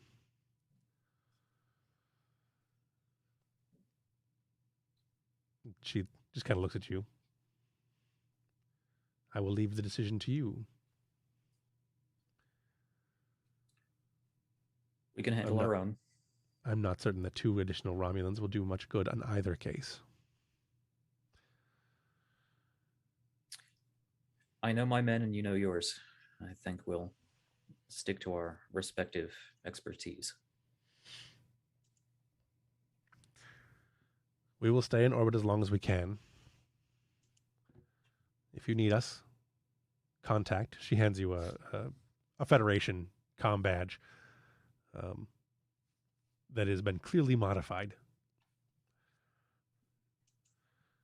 This should give a signal to us and us alone, so long as we are within range. Any information that you have can be beamed through this to our ship and then on to whatever entity it best is served by, or is best served by it. Of course. Are you confident you can beam us down without them being able to trace that signal? I am not, but I'm as confident as I can be. In the very least, they will not trace you. All right. I'm gonna look her in the eye and just look over to the other officer just for a second and look back to her. You were going to say something earlier. Now's the time if you have anything. We need both of our missions here to succeed. Agreed. There's nothing else at the moment. Good luck, Commander. Hopefully we will all be joined again soon. I didn't think the Romulans believed in luck. At the moment, we need all we can get. Well, then I wish you the same. She just kind of nods. And that would be, you guys can beam down. All right. Yeah, they're tier 3s, so they might as well be set to kill. I mean, we know that's the only thing that's going to affect the Klingons. Right. Full power. Check your targets. Clean shots. Stay discreet. All right. I had originally set this up to do Fog of War and all that cool stuff, but since we've never played that way, I decided to not do it that way. So you may not. You'll see the whole thing, but you may not obviously see the whole thing at all at once as your characters. Clearly, you know how it works. You beam.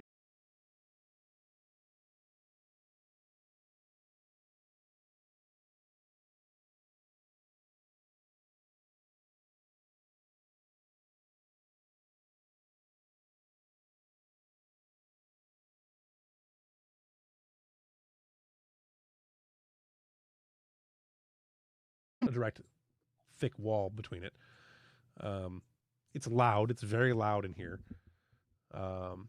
You're getting a large energy source from up to the left where you're at, and then down where the green glowy ball over there is. So the two big energy signals are there. Below you, well, I should say, there are a number of Klingons in the area. Most of them appear to be working. There are also a couple of Romulans that you're seeing. The Romulans do not appear to have any augments, but the Klingons do. Below you on that conveyor belt, which you can see from where you are currently standing, assuming that you're being stealthy and not just running over to the edge, so that you're not promptly seen, you definitely see bodies. They are standing upright. They are pretty much all identical. They have various stages of different types of augmentations on their bodies. Klingon? They are all Klingon. Do they all look the same? They are identical. Okay. Different augmentations on them, but beyond that, they are pretty much identical. Yeah. I would like to scan them. Okay. Go ahead and give me a control and science. Okay.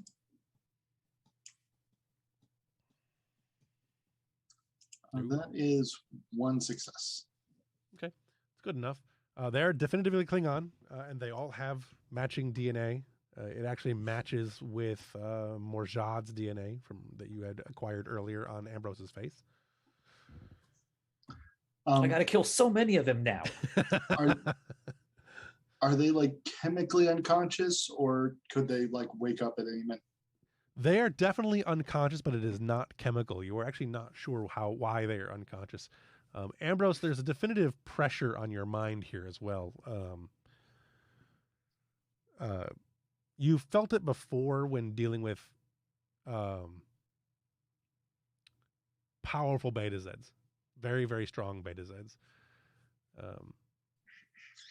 Like trying to push in or trying to suppress, or it's clearly whatever it is. It's trying to. It is suppressing something somewhere. Okay. You know, it's definitely not targeted at you, but you can feel the suppression Right. in the vicinity. So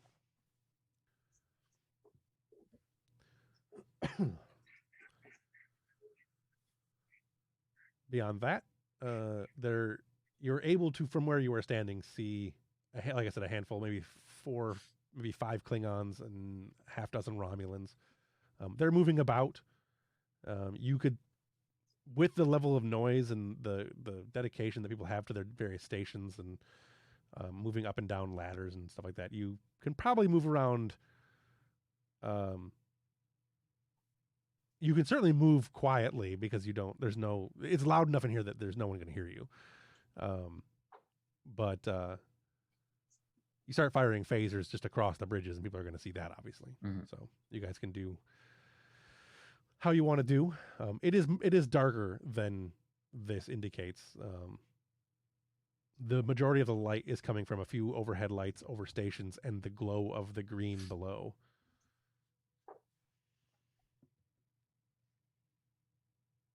Okay, so this looks like one large open room. Really, there's no walls except for the periphery that's blacked out. Yeah. Yeah, there's a few walls here and there, but yeah, for the most part, you're correct. It is a large open room. Okay. And in this entire open room, we see, as you said, a handful of Klingons and Romulans. Correct. Okay. And we've got this set of 4 cylinder-looking things. Is that like a conductor of some sort? You talking about the upper right? Lower middly left. Over across the conveyor belts. Like no, that's a thing that's on the near the conveyor belt level itself. Okay. It appears to be doing some kind of augmentation. It is an automated augmentation device of some sort. Okay. It is installing augments. Okay, so Mills will point to that and whisper to Shierka, do you think if we can get to a console, you can do something to override that? Maybe install bad augments? Oh, I can probably do something to it. I think if we can help it, before we start messing with anything, we need intel. We need to see if we can interface with their computers, see what they're doing here, and what, if anything, related to Iconian technology they have going on. The minute we start messing with stuff, our cover could be blown. We want to make sure we have the largest impact we can make. And that's probably, we need to make sure there's not another gate here or any other such potent Iconian technology. That has to be our first priority. Yes, sir. To that note, Cherika, can you identify any good access points to getting into their system? Can I do a scan for that, or do I just see a terminal nearby? You can scan for it. Yeah. Okay. I'll spend a momentum on this. Okay. Difficulty is going to be 1. Well, no.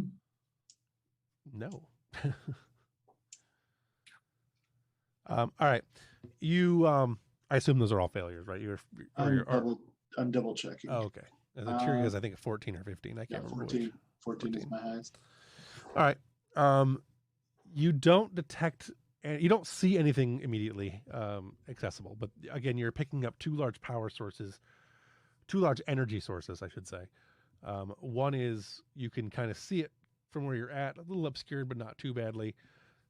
The one at the bottom right, the bottom right, the green thing. Yeah. And the other coming from that circle room to the left. That's behind a wall, though, right? That is behind a wall. You can't see that, but you can detect the power source there. Okay. The energy source, I should say. Well, I think that's the best place to start. If they're not, if that amount of power isn't controlling their computer systems, it's got to be some sort of generator or equally potent device. We should check the nearest one first, see if it's something we can sabotage, if not, get information from. All right.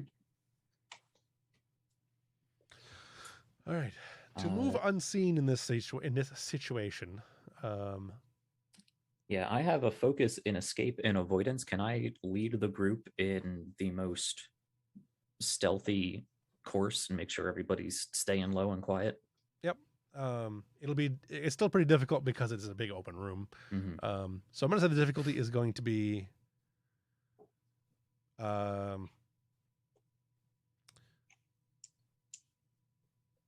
the difficulty is 3. Actually, I'm gonna say it's a difficulty of 2, and I'm gonna spend 2 threat to make the complication range larger. And then you're gonna roll daring and security to move. No assistances.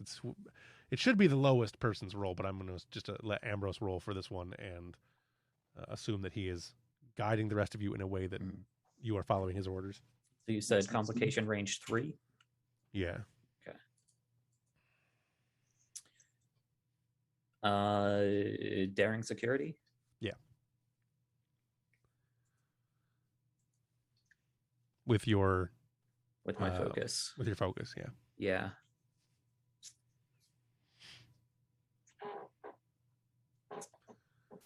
What does that put the complication at? 18, 19, 20? Yes.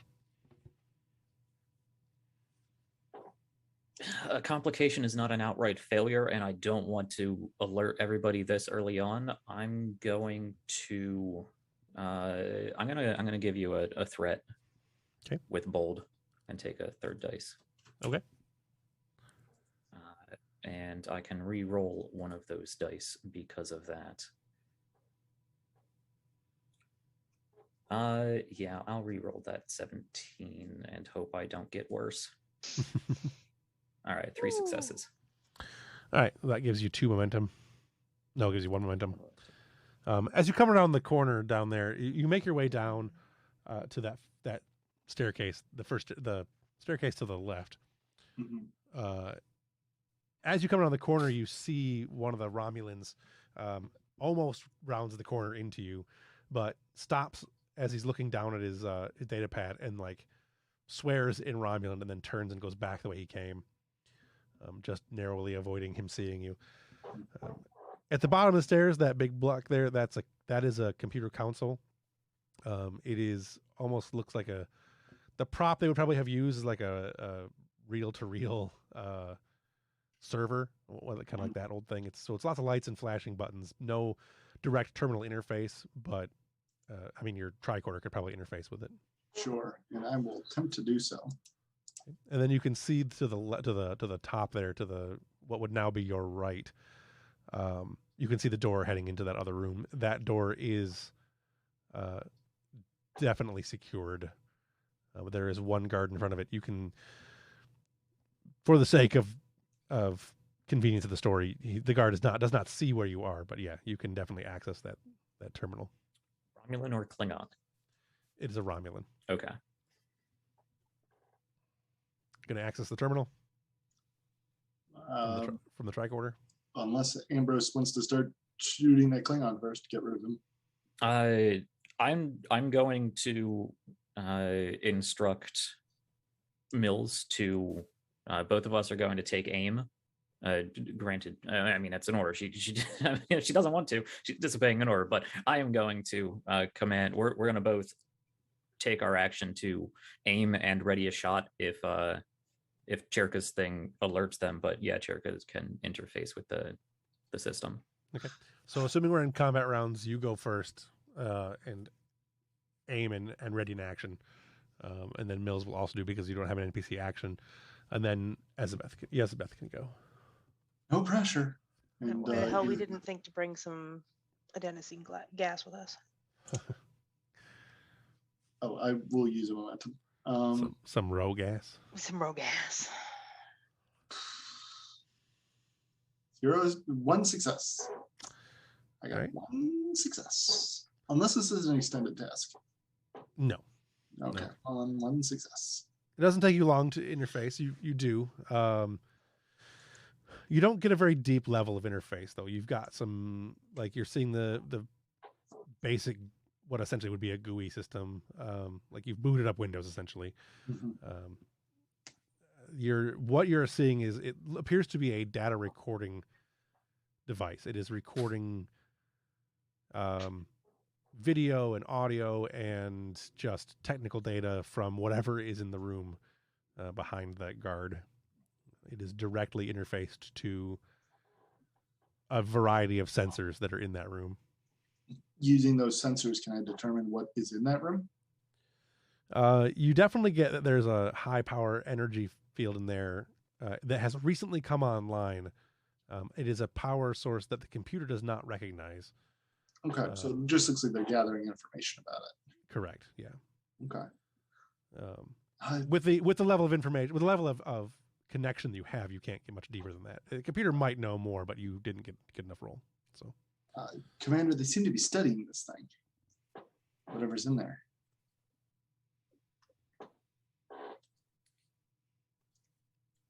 Well, if it is an unknown power source, that may be something we can overload.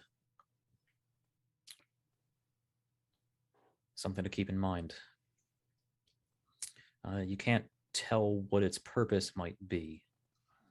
I'm afraid not. Maybe if we can get in there, I can take a look at it itself, but not through these systems.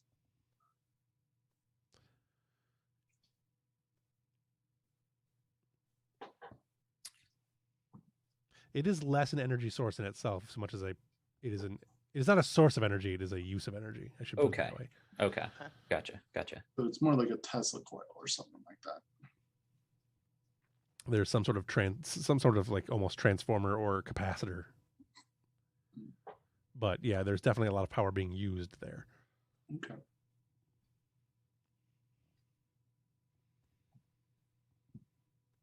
Okay. The other Romulan that almost bumped into us, where did they scurry off to? Likely back into the room. Into that room. It's the only thing in that direction. Into the blue room. No, into that little circle room. Past the Romulan that is guarding it. You didn't see him go in because you were still on the other side of the corner, but right, that is the only place they could have gone. The circular room with the blue circle in it. Correct. Okay.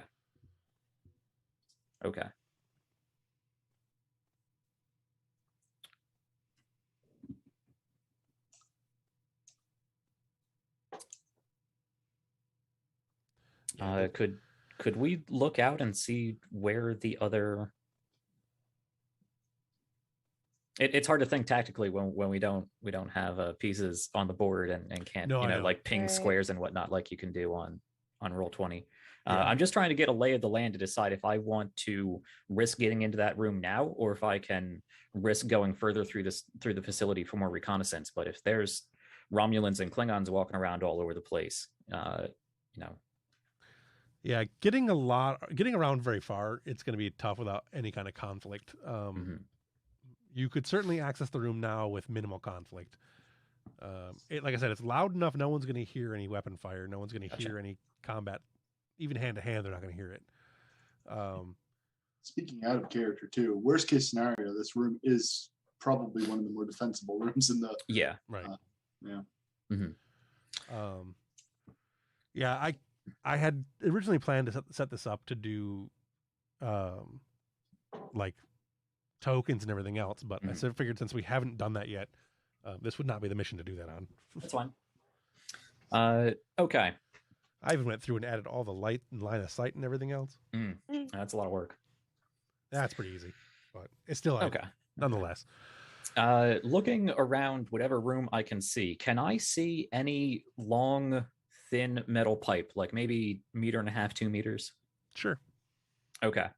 I'm gonna sort of nudge Mills, and I'm gonna dial down my phaser and instruct her to do the same. Dial it down to a high stun setting, and I want to see if we can just all folk like even if the other security officers want to get on this, I want to just all focus fire and try to stun this Romulan guarding the door.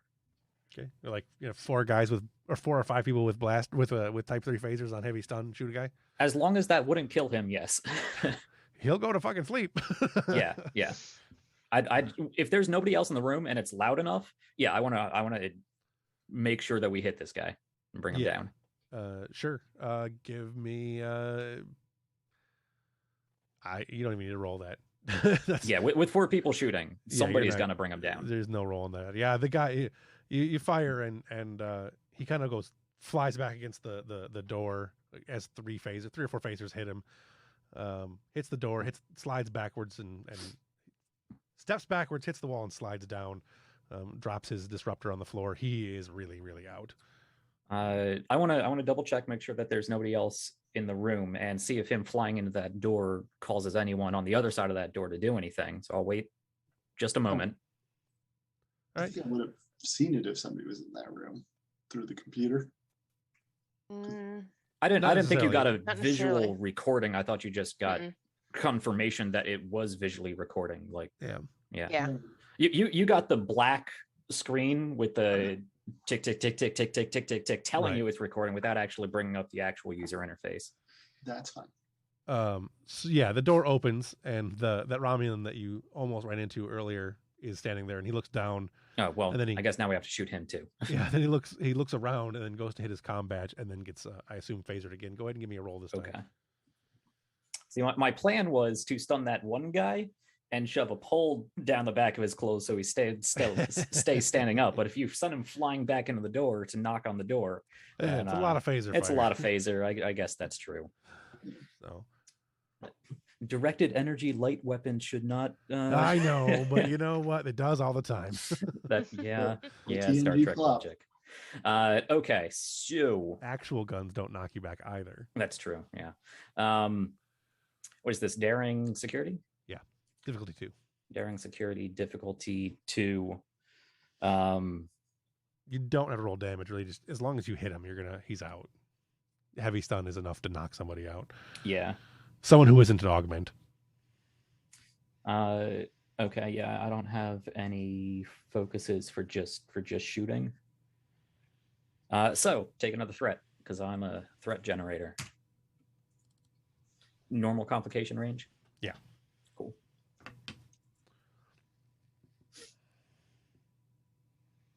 Two successes. All right. Yeah, you hit him. Okay. He goes down. Flops right there in the middle of the room, just like you wanted the other guy to do. All right. Of course. Does it look like he got to his communicator? No. All right. Yes. So I'm going to run forward. I'm going to grab that pipe and I'm going to go to the guard. I'm going to ram it down the back of his uniform and get it down one leg so it stiffens him so he can stay in a standing position. And I'm just going to lean him up against the wall. Okay. I'm going to motion for everybody to come through. Mills and the other yellow shirt to take flanking positions by the door, and we're going to breach the room. Okay. The door is open because the other guy opened it. So Yeah. yeah. When you entered the room, there is no one else in there. You see what looks to be a large tetrahedron. Is that the word I'm looking for? Multi-sided, not perpendicular, almost glass-like structure that has several images cycling through it. That's an Iconian gate. That's an Iconian gate. Mm. I'm gonna grab both Inactive. disruptors. An active and functioning and working Iconian gate. Okay. You're going to grab the disruptors? Yes. I'm gonna grab the communicator off of the one that Ambrose didn't stand up, and then just kind of look at Ambrose with a questioning head nod to the other guy he stood up. Oh, how badass does Ambrose want to be? Jack really wants to put my phaser to full lethal and just disintegrate him, but that's really not Starfleet. So no, I'm just gonna. Well, there is recording in this room. Does it look like there's anywhere outside of this room that we might be able to stash him? Probably not in the area you're at. Short of throwing him over the side into the blue goo. Right. Somebody That noticed seems that. lovely. The Yeah. green blue goo. Or Or through the gate. I mean, right. Just well, you're going somewhere. Bye. Now that Chiarka knows that there's some sort of recording devices in here, well, let me ask, Chiarka, before we get too far, before we breach into this room, can you see if you can identify what actual recording devices are in there? Was I able to determine that when I hacked the computer that was recording? Yeah, it wouldn't take you very much to cross-reference what you see in the room with what the sensor data you're getting. There's a number of cameras, different angles, audio recording devices. You can locate pretty much all of them with relative ease. Okay. Does it look like one of those visual recording devices was pointed at the door? Probably. Yes, I would say yes. Well, no, not at the door necessarily directly at the door, but would have the door in its range. Right. Like it's definitely not there to secure the door. It's definitely there to record whatever this gate is doing. Right.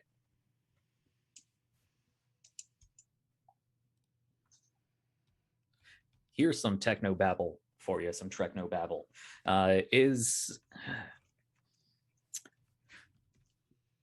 Jirka, can you scan for anything in this room that might be photoreactive enough that we could supercharge it, maybe create some sort of temporary EMP effect? So Knock out the recording systems. Can I roll to just do the EMP effect? Oh, is that a thing? Awesome. I mean, yeah. Yeah, no, that's fine. The tricorder can be set to do that. Oh, sweet. Yeah. I mean, not just automatically. Like she could do that. Yes. Right. I mean, I could. It just seems weird to roll for every step of that process. Oh, I didn't know that was something the tricorder can do. But if that, you go for it. Make me. I mean, yeah, it's definitely not like I get where Brian's going. It is not a default thing the tricorder can do, but Jirka can make it do that. Yes. Yeah, awesome. I'll use a momentum. Difficulty, we'll say, is 3.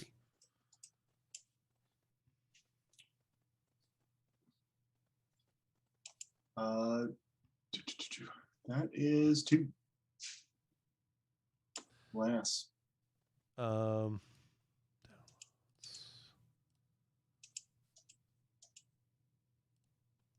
me a second.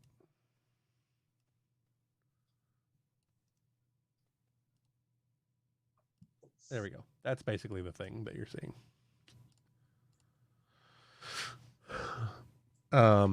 So you can definitely set off the EMP anyways. You can just succeed at a cost.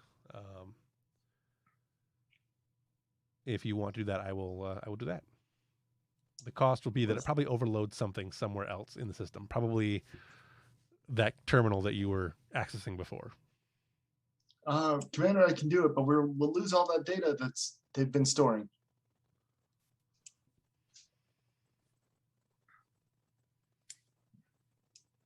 How long would it take to upload the data? I managed to get snippets, but not nearly. They seem to have been studying this thing for a while. We're either going to secure this facility, in which case we can redo any work here, or we're going to destroy this facility, in which case it doesn't matter. Set it off. All right. So she will go about setting it up. All right. You let off the EMP. The normal devices all go off. I assume that you guys don't. You have some way of making sure that your devices that you have on you don't go dead, because that would be no good. You like your comm badges and your phasers and all that. I would have done it if it did. Yeah, no, there's definitely a way to do that. So the gate does not shut off, but everything else in the room appears to, including the light. Okay. Which doesn't matter because it's bright based on just the energy usage of the gate itself and the panels that light those triangular patterns or diamond shaped whatever is behind them. Those are the projectors of the gate. So that it lights the room pretty well. Okay. We can't be certain that they're not going to notice that. So let's head in there and see if we can find out any information. All right. Going back into the main room. Yeah. I've probably fried most of the terminals, but if the gate's still active, something's got to be powering it. Right. Let's see if we can trace that. All right. I also want to see if there's some place I can stash this other unconscious guy. I mean, why don't we just leave him in there? Well, yeah, in the room, but I mean, if there's some place more discreet than just in the room, somebody may eventually come back here. Short of just throwing him to the gate, there's really nothing. I mean, Again, if we weren't playing Star Trek. Right. I throw him through the gate to a place that's inhabited, you know.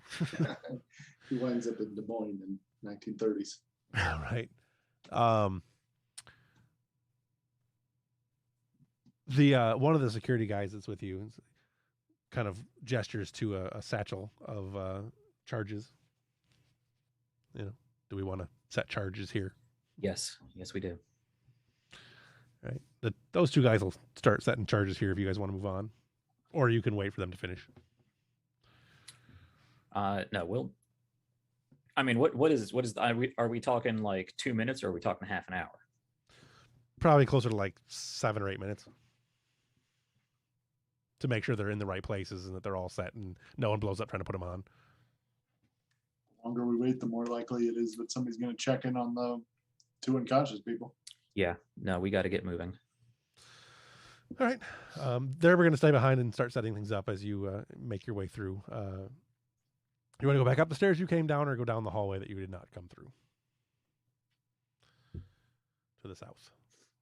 Are they both on the same elevation? Yeah. Okay. Well, then we proceed further into the facility. All right. You come around that southern corner there, down to where that bridge, there's that red canister by the staircase that goes, I think it's supposed to go up, but I'm not sure. Either way, back to the level that you were at before. No, I guess that one actually goes down. Doesn't matter. There is a Klingon on that lower platform. I can't really highlight things. That's unfortunate. That's the one unfortunate thing about this. I don't think I can highlight stuff. I can draw. I mean, you can just put your mouse over it. You guys, you can see my mouse on the. Oh, if we're watching the stream. On the stream, yeah. Oh no, you can't. Nuts. Huh. That's weird. That doesn't show the mouse. It does. I don't see it. Oh no, it doesn't show the actual. That is weird. Yeah, it shows the wheel, but not the mouse. Yeah, so the center of the wheel is where I'm referring to. Right. Yeah. That is lowered. That is a below the grade you guys are currently on. There are 2 Klingons down there, who appear to just be kind of like watching, the various avenues of the rest of the facility. Right. And then you can go across the bridge. There's that red canister. That is probably something flammable because that's what red means. There's the bridge that you can go across. That next platform, that's another lowered platform. Or straight across to where that green energy thing is. But presumably, if we go across the bridge, those Klingons would see us. They're looking further into the facility. Yeah, almost certainly they would see you. It would be practically impossible to get across that bridge without being seen. Right. Do we see anybody immediately to the other? You see that other bridgeway parallel? This one? No. Further to the right. Yeah, that one. Okay. Do we see anyone over in that area looking back at these Klingons? Not at the moment. They everyone that's on that side appears to be looking at consoles. There's a Romulan and a Klingon in this lower one here. The one that has the 2 red canisters. There's one Romulan and one Klingon in there. But the Klingon appears to be watching whatever the Romulan is doing. And the Romulan is very intent on whatever he's doing on the console. Right. Console, not council. And go ahead, Ev. I've been talking a lot. Is where we are pretty open air. There's no. If you come around that corner, it would be, yes. Okay, so there would be no like panels that we could pull and go play about in tubes and. No. Some okay. Air vents to crawl through. Right. Deus Ex style. Nope, just that red thing and that little blue thing next to it. But that red thing is probably pretty flammable because that's. Are there any cardboard boxes? Okay, so it's loud. There's no direct eyes on us. How far down from that level to the weird bluish green goo? Probably 20 feet. Okay. Maybe 30 to the actual goo, 20 to the platform. Okay. Hitting water, they're augmented, probably wouldn't knock them out. They just splash around and cause a commotion, draw more attention. I was considering like trying Assuming to sneak it's down water. and flip them in. Right. Assuming it's How water, far? yeah. How far up are we? 30 feet? So from the platform that you're on, you're about 30 feet from the blue goo. From the platform that the Klingons are on, they're probably about 20 feet, 25 feet. Okay. So close enough that if we were to, naked the Romulan guards and dress up like them, that we'd tip them off pretty well immediately. They're not going to Without mistake having us for any fake ears, Romulans. yeah. You'd have to have Okay. you'd have to have, disguises. Right. Can we actually get a read on the composition of that goo? Yeah, sure.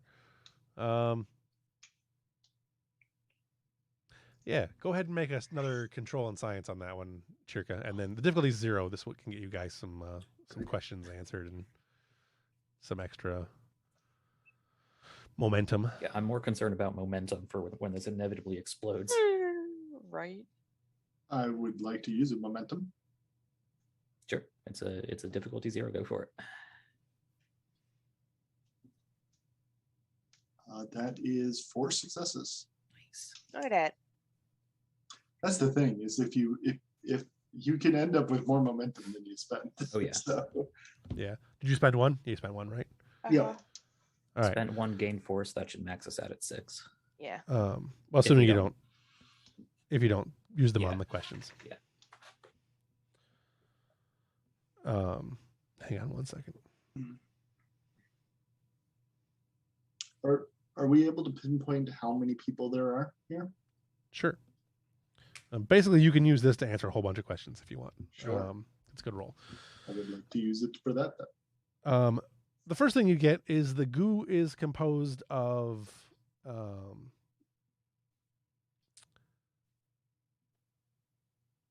some kind of compound that is it's one of the compounds used in cloning. One of the more advanced compounds. The doctor would know more about it. Is it toxic or corrosive? No. Okay.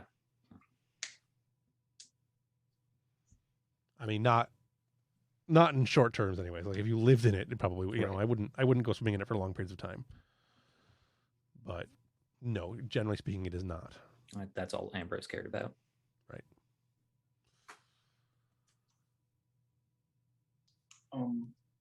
So you wanted to know how many of what there's in the room? There are 5 Klingons and there are a remainder of 4 Romulans in the entire facility that are not unconscious. Yeah. Because you have two Romulans that are unconscious. So there's 6 total Romulans and 5 total Klingons. Also, I just remembered because of my trait, I get a extra question, or I get a bonus momentum that can be used for extra information. So, All right. So you still have 3. Well, we succeeded at the task, so we identified the goo, right, and then right. we spend that you extra still have the momentum 4. above the 4 that we already had to answer his question of people. Which I assume So is we the one you're have using first. 4 left. Yeah, you have 4 left. can we flood the facility? Like, is there the goo is there? Is there like goo flowing in and goo flowing out that we could theoretically stop it and cause the goo level to rise? Yeah. Awesome. Yeah. You said 5 Klingons and 2 Romulans? There are 5 unconscious? There are 5 Klingons and 4 Romulans that are that 4. are not unconscious. There are 2 Romulans that are unconscious, so Okay. that's 5 and 6 total. Okay.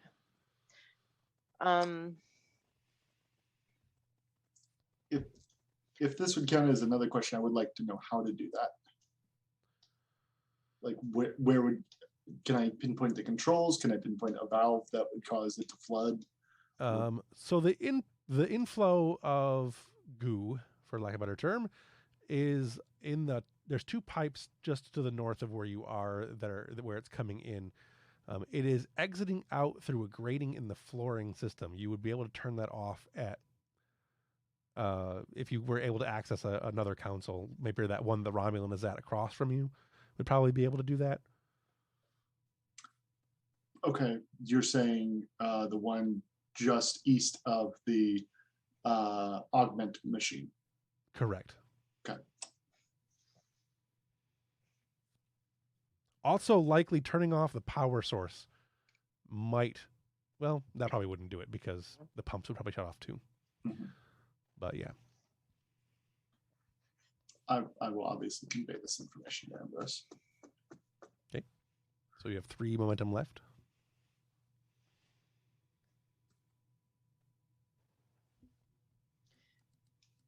Mills asks Cherka, is there any way to know if anyone is on the other side of that gate we might need to also worry about?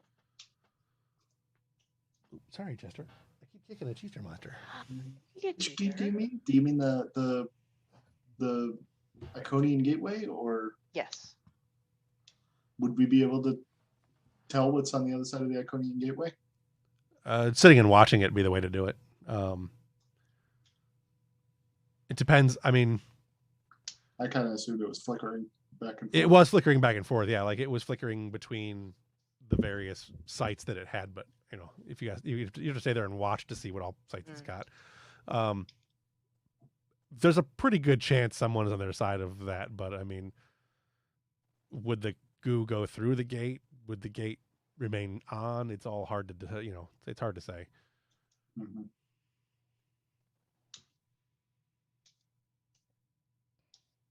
I don't think I have any more questions. No, I'd say we just banked the last 3. Yeah, Yeah. I'm fine. Yep, I already added them. So do we want to do that then? Flood the area? Would keep us from having to fight them all. I think that's a short-term solution.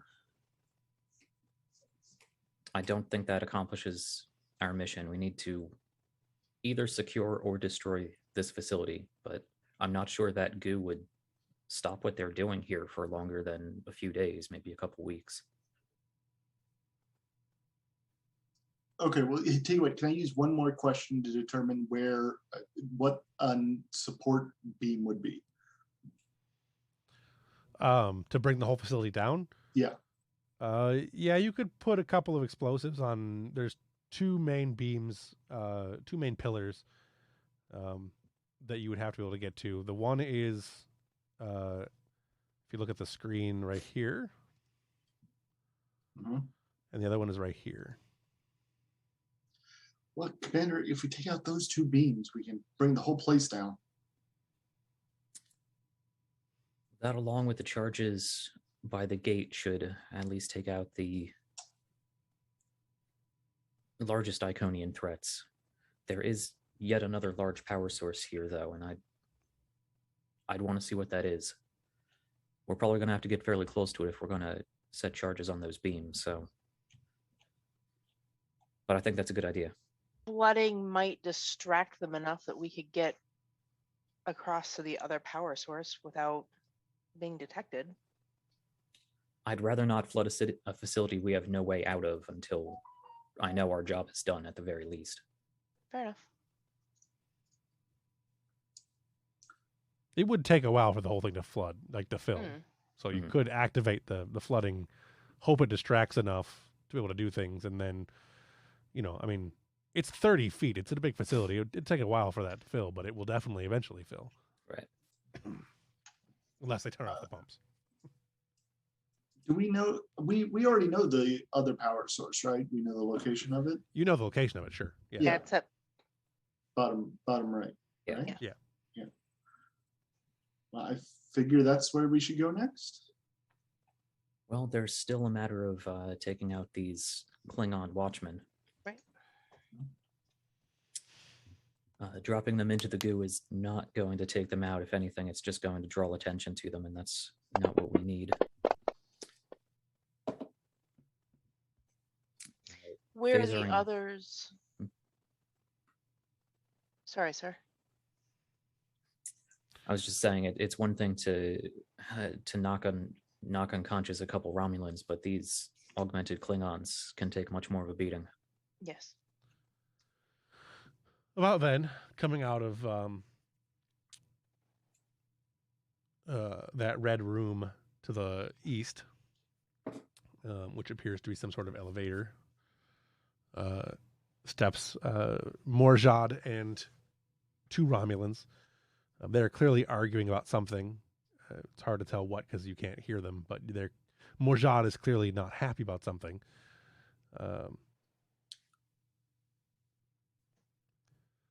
After a few seconds, one of the Romulans begins walking away, and Morjad, you can see him displeased by the fact that this Romulan is walking away from him, pulls his duck tang and shoves it in the guy's back.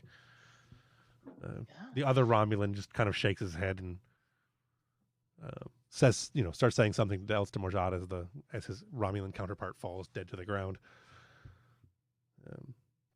Were they already recorded on our shadow chamber information? Our list of Klingon and Romulans? Are we down one Romulan now? You're down one Romulan now, yes. Cool. That one. Morjad looks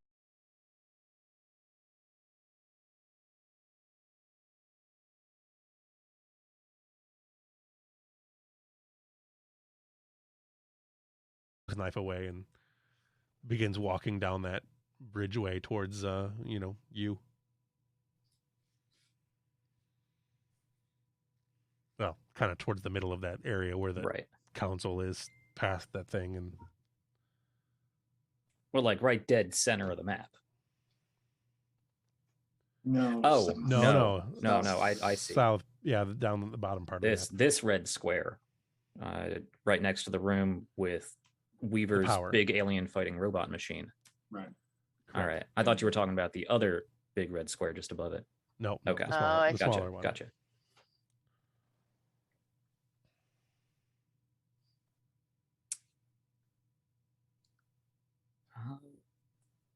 Well, you haven't given us a lot to work with here. No. Okay. Phasers. You got phasers. Right. Well, after that last Klingon fight, I know you said you revised them, but after that last Klingon fight, I'm not looking forward to a protracted conflict. Right. All right. Well, here. So if speaking out of character, if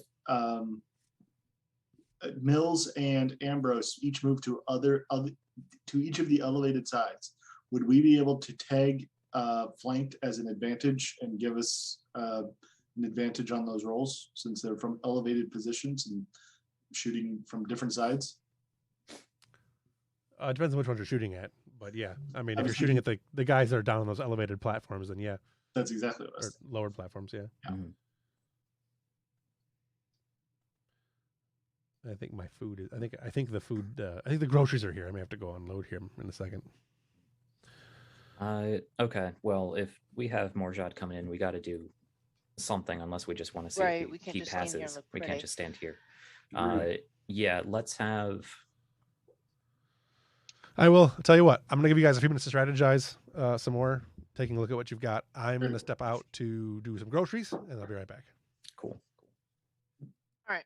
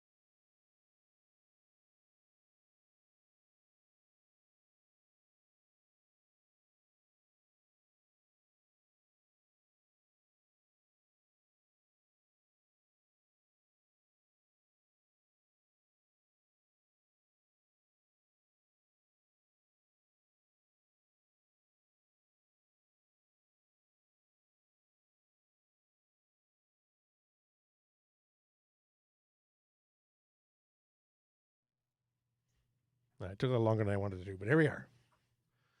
So, what are you going to do? Yes.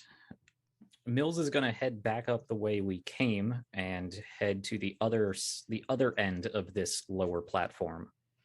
And then me and her are each going to take a Klingon and see if we can take him out. Okay. We have drawn on the map. I see that. Has it been long enough that that Lieutenant's no name and what's his face have rejoined us? No, not yet. Okay.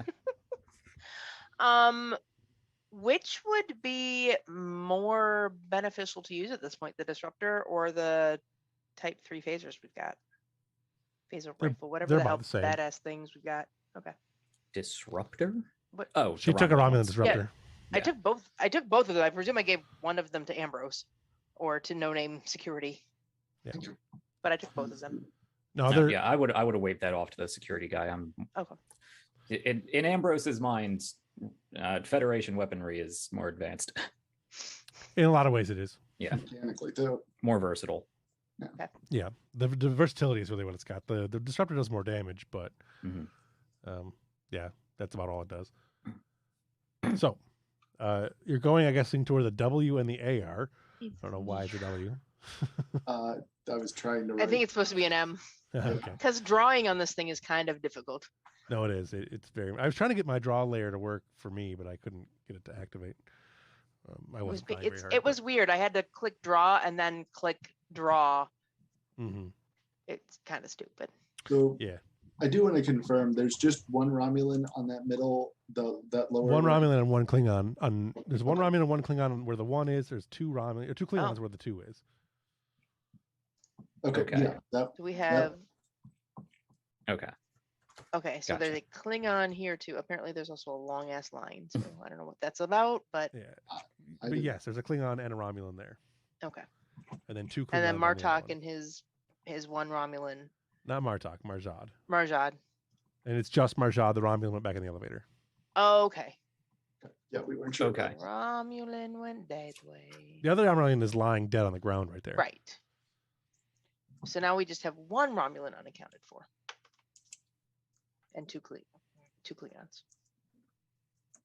Scratch that, reverse it. We have one Klingon unaccounted for and two Romulans Yes. now unaccounted for. Well, we know one Romulan went into the elevator. Went back into the elevator. We don't know where it goes, but back in Right. the elevator. Gotcha. Okay. Okay.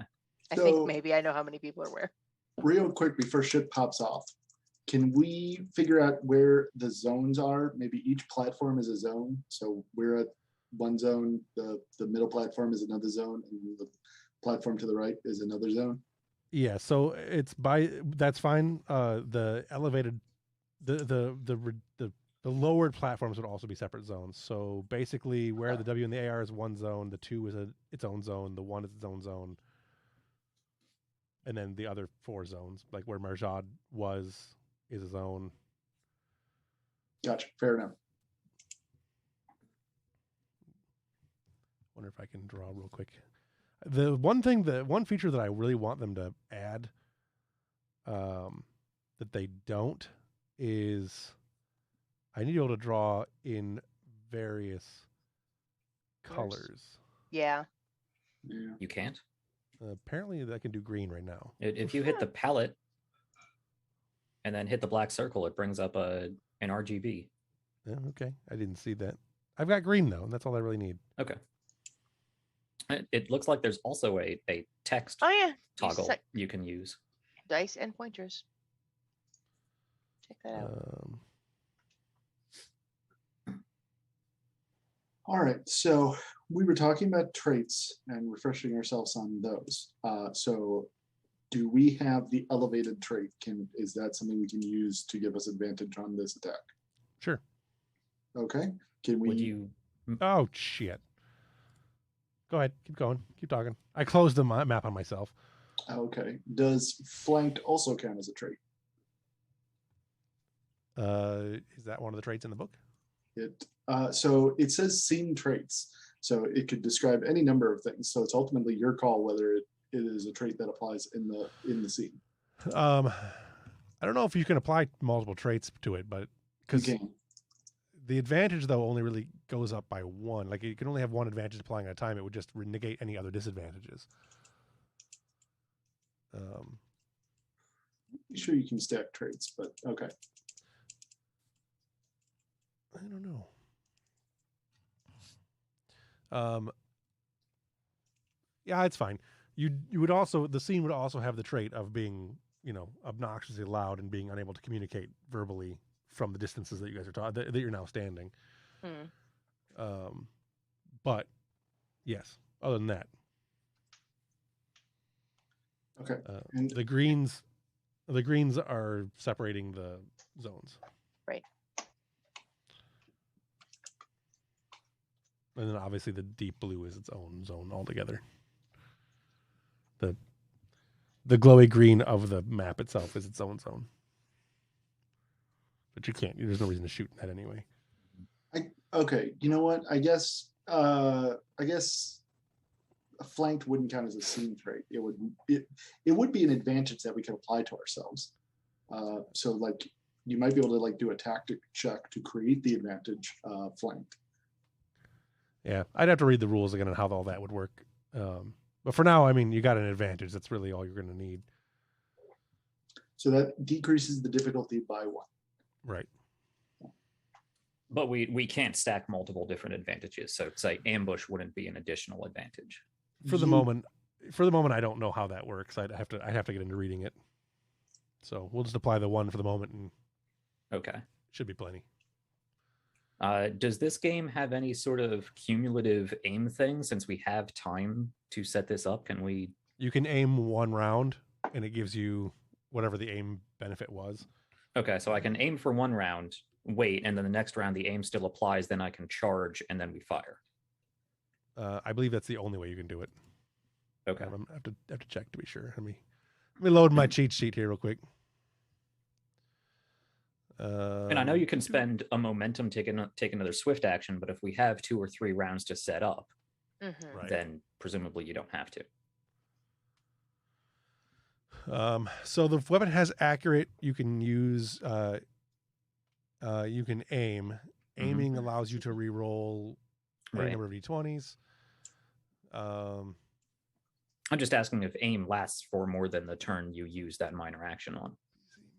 Reroll a single die made during an attack until. I would think it would last until turn. used or until something distracts you from aiming. Technically, it's until the start of your next turn, but for the first turn, I would certainly allow it. Like the first action, it'd be fine. It would definitely go away after you fire the weapon. Right. But yeah, you guys could stack that this time. You'd have the other advantage. Sooner or later, though, Marjot's going to catch up with you. Like, he's not a mile away. Right. Sure. So we better hurry. So Mills quickly goes to the other side. We discuss the plan. We're going to aim. We're going to charge to whatever we think is the best shot. And then I'm going to tap the communicator. And when she hears the chirp, chirp, we both fire. Okay. Okay. Trying to think how mechanically that works. So yes, you make the chirp chirp, you get the first shot, one of you can fire, and then I will give you the free keep the initiative for the ambush. Ambrose lets us keep the initiative for free anyway. Yeah. Well, yes. I can do that. Yeah. I was just gonna offer it for the just because you guys have set it up this way. Right. I mean, ambushes should feel like ambushes. Sure. Yes. Yeah. Okay. Cool. I guess I'll kick this off then. By all means. Okay. So I wrote myself my own little combat cheat sheet here. Oh, you know what? Chieko will assist us, by the way.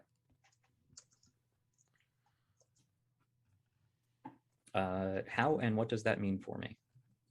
Nothing for you. I'm assisting Mills. Yours. Okay. Gotcha. Okay. So that is a daring and security. Take your threat for bold so I can re-roll in case I have to. It is, I have aimed. Actually, you know what? I'm not actually. Accuracy is accuracy reroll damage or reroll dice to hit? It's It We is reroll roll reroll any D20s. number of d20s. d20s. Yeah. No, I mean he's bold. This is bold plan. We're going with it anyway. This would fall under my focus of team dynamics. I would say it does. Yeah. I mean, shooting the phaser doesn't necessarily, but Well, Oh, we it set up is. an the ambush. plan certainly would have. Right. Okay. Do I need to declare anything else? We got accurate. Do I need to declare what charge is? Just that you're doing a charge. Okay. And then I can decide what that property is when I hit. Is Yeah. that how that works? Okay. So I am rolling 3 dice, complication range 1 with a focus. Those dice don't have any numbers on them. They do not. That's strange. Rolled a 15, a 1, and a 19 on my end. I see a 16, a 1, and a 19.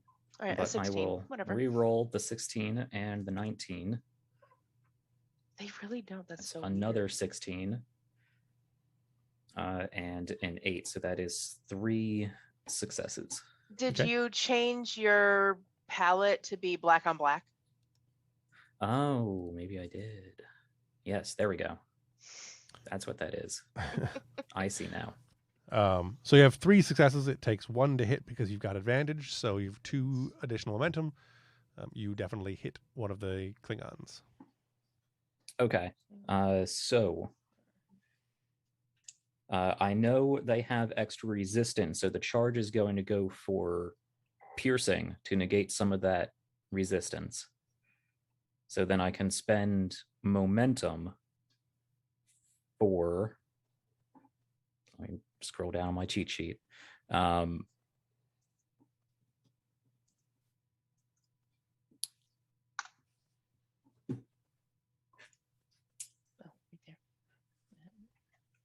Oh, right there.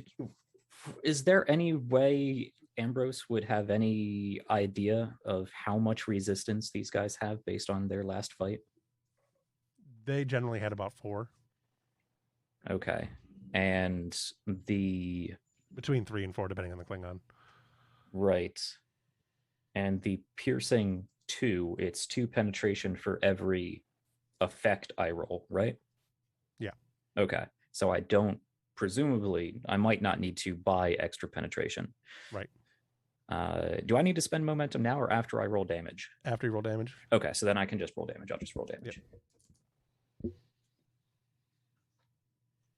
So 10 damage and 2 effects. That gives you a piercing of 4, which would get through his piercing, and you have 10 damage then with 2 momentum. Okay. So every 5 damage is an injury, right? Correct. So even if they avoid 1 injury, they take an injury and fall unconscious. Theoretically. Theoretically. Okay. And that should get through all of the piercing. So I'm going to spend. That's something I can do, right? I can make it more expensive for them to negate an injury. Is that one of these things? Yeah, that's Yep. intense. It's yeah, I think it's intense. How It much is does that intense. cost? I don't see that. Where are you? No, it's a weapon trait. Yeah, it's a charge ability. You just Oh, it's a can't- charge. I used piercing or penetrating or whatever it's called. Okay. Not a problem. I'll bank the 2 momentum. We're going to need it. This was a good roll anyway. It increases by 1 for each effect roll. So Right. So it would have increased by 2.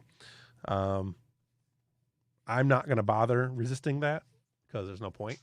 And I'll save my threat. I am going to down that Klingon. What did you get a threat for? It would You use went me. bold? It would use my threat. Oh, to- okay. Use your Okay. gotcha. Gotcha. Yeah, to negate. I basically get free one. I can spend one threat to negate Negate an the injury. additional injury. Well, I could negate 2 injuries in this, but there's not really much point. He's gonna be dead next turn anyway because he won't have any body Oh, left. they don't follow the same rules as PCs? they get a free one for their augments. They get the normal. They get their normal buy off, okay. and they can get one free one for the augments. That's how I went around it the last time, rather than doing other things. Gotcha. All right.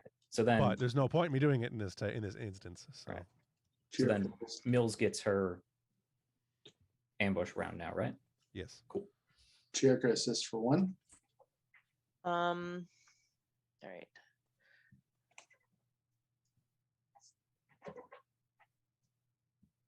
I think I'm going to use momentum since we are maxed. Use multiple momentum. Use 2. No, I'm going to use 1. We've got 6. Using 2 wouldn't do any good anyway. Yeah, we'd use 3. Nice. It's all right. Well, we will take all 4 of those successes. And I will suck at remembering how to do combat because I am bad at this game. Use roll d6s now. It's yes, the weapon plus security. Weapon plus security. Yep. Okay. So my security is 4 and weapon is should be 4. 5, I think. 3 or damage rating, right? I think it should be the base damage rating of the weapon, which I think is I think it's 4. 4. Yeah, is it 4 it's for the type 3 phaser. Type 3 is 4. Yeah. Yes, it's 4. Yeah. Yeah. Okay. So I am rolling 8.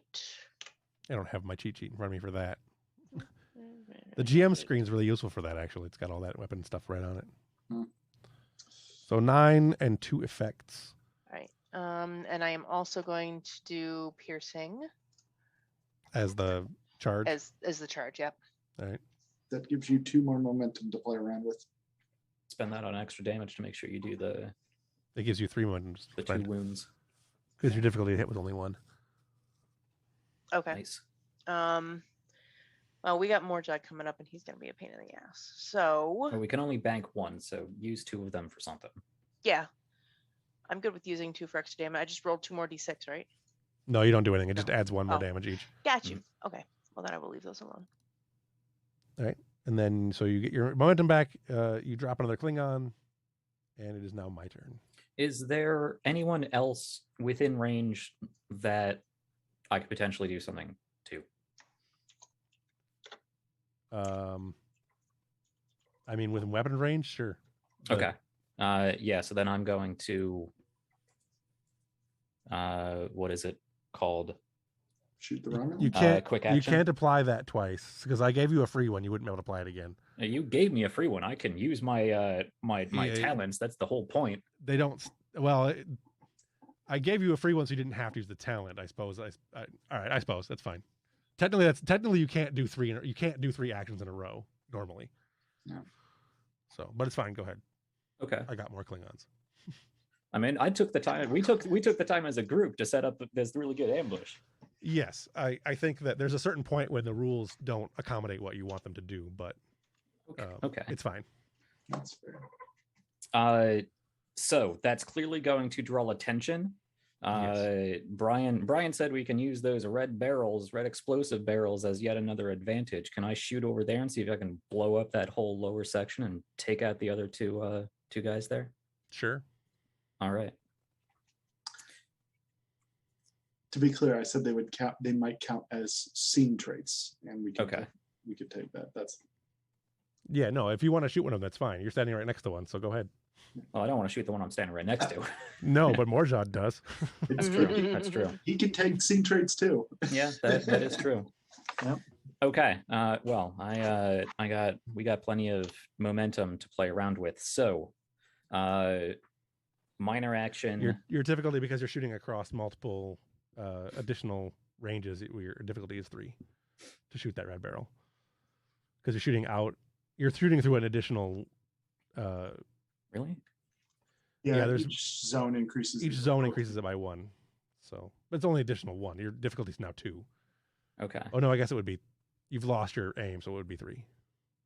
Okay. Well, I can minor action aim. Right. Mm-hmm. Okay, so that would bring it.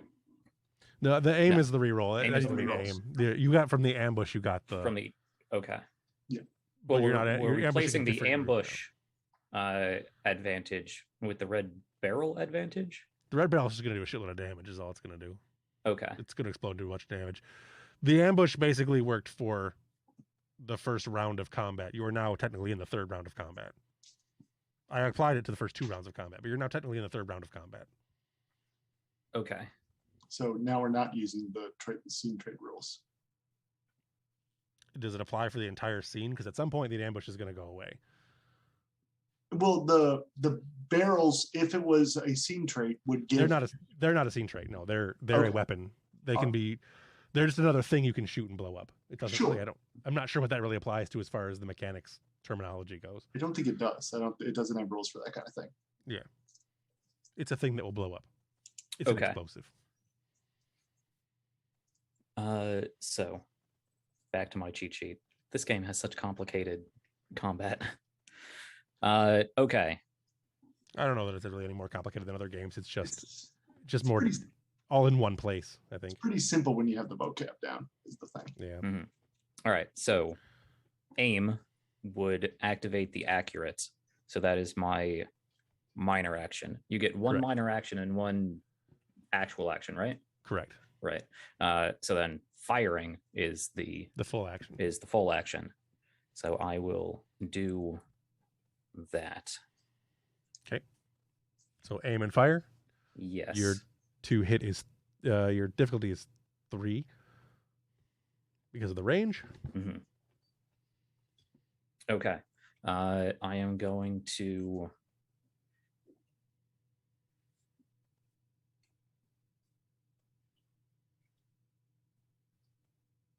go ahead and take your bold, and then I will spend the 2 threat to gain the other dice. I don't think I have any focuses that apply to this, so I just have to roll. And this is again daring and security. Go. So then I get to re-roll both of those 17s because of accurate. Mm-hmm. That is another success and 2 more successes. No, I don't have a focus. So it's just another. So 4 successes. You still got one more reroll. You only rolled one of your 2 17s. Oh, the first one didn't pop up. Oh, okay. That's strange. Which came as 17 anyway. So yeah. Still, it hits. You've got 4, right? No, 3, which is what you needed. Yeah. That hits. It blows up the thing. I will roll damage for that.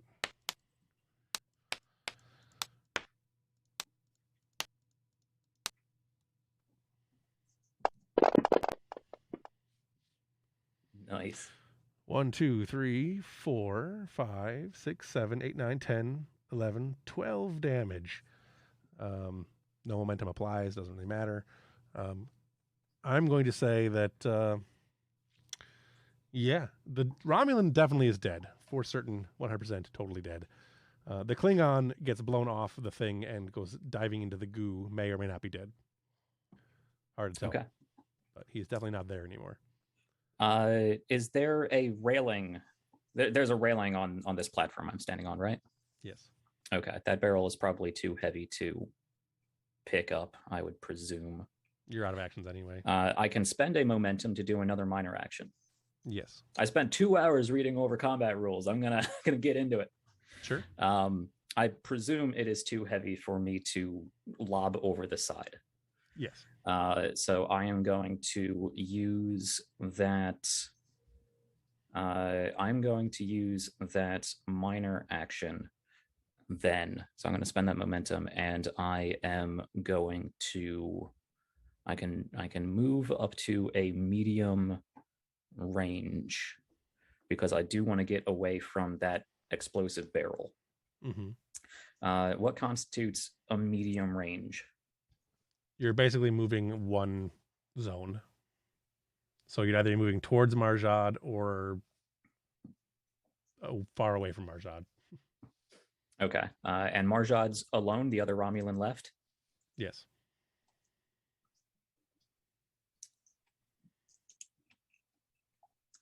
Yeah, I'm gonna run towards Marshall. So you would then move to that middle section on the bridge there, by where the explosion just happened. It's warm over there. Can I move into any sort of cover? Everything that was cover is now on fire, pretty much. Okay. Well, if I stand behind the fire, it'll be harder to see me, at least. Sure. All right. I think that's as much as I can do. My turn. So Marjad is going to make a minor action to move into the same space, the same zone as you. Mm-hmm. And then he's going to phaser at you with his, disruptor, not phaser. Isn't ranged attacks at close range at higher difficulty? I'm not sure if it is. I don't think it is. I do not think so. Shooting into a combat where there are people that you don't want to hit is. That was something the video about combat said, so I don't have a page number to give you. Yeah. But okay. I'll look it up. I can also just throw the thing aside and hit you with my batleth. So. Yeah. Well, if he goes in a melee, I will use the disruptor before I move, and then move. Okay. So, gotcha. Sure. I had 12. Let's see that again. I will spend 1 and roll 3.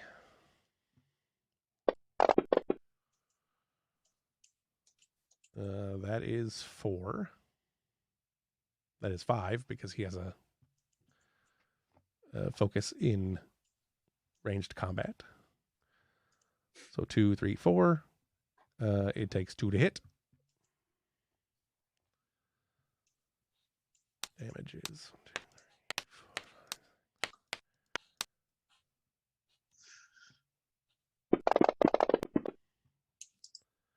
1, 2, 3, 4, 5, 6, 7, 8, 9 damage.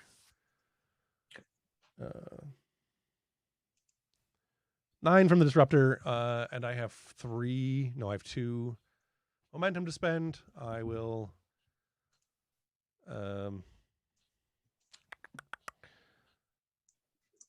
I will spend 1 on penetrate, and I will spend 1 on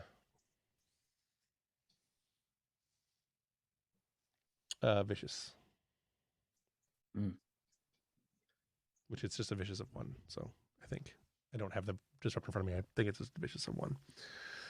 So the difficulty increases by 1 if he's within reach. He only is within reach if he has a melee weapon. Okay. Yeah. Reach is different than close range. Right. Yes. Gotcha. Doesn't matter. He was firing and then moving. Right. So he fires. You take 9. -2, for your penetration, minus your armor, which doesn't matter because you use penetrate. Mm-hmm. You take another 1 for vicious, so that should be 10. Okay. You can avoid injury, obviously. Yes. Do I need to avoid both injury? Technically, the rules don't apply for that, so I'm going to say no. Like if you avoid injury for the turn, you avoid all the injuries for the turn. Okay. Yes. For the attack, not for the turn. Right. So I have the tough talent, so it only costs me 1 momentum to avoid injury. So I'm going to spend that momentum and avoid the injury. Right. But you definitely you still take the stress. And then I will make my minor action to move, and then I will spend 2 more to take another action. So it's actually a little more nuanced than that. You are in reach if you say you're within reach and you're in the same zone. So he can move within reach if he's in the same zone, but he doesn't have to be within the same reach if he's not in the same zone. You see what I mean? Because zones are more complicated than normal. Reach is arm's reach. So if he moves that close, he can be, but he can also be in the same zone but not be within arm's reach. Right. I posted it in the chat. He wasn't in arm's reach. He is going to move within arm's reach now. So now the difficulty increases by 1. Yeah, for a range weapon. Yep. He is, however, going to just grab you and that will be his action. I'm going to try to grapple. Okay. So that is opposed fitness security.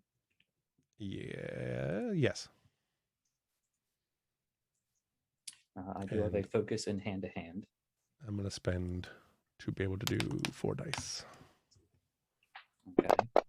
Well, then I'm going to buy a third dice. Well, give you a threat for a third dice.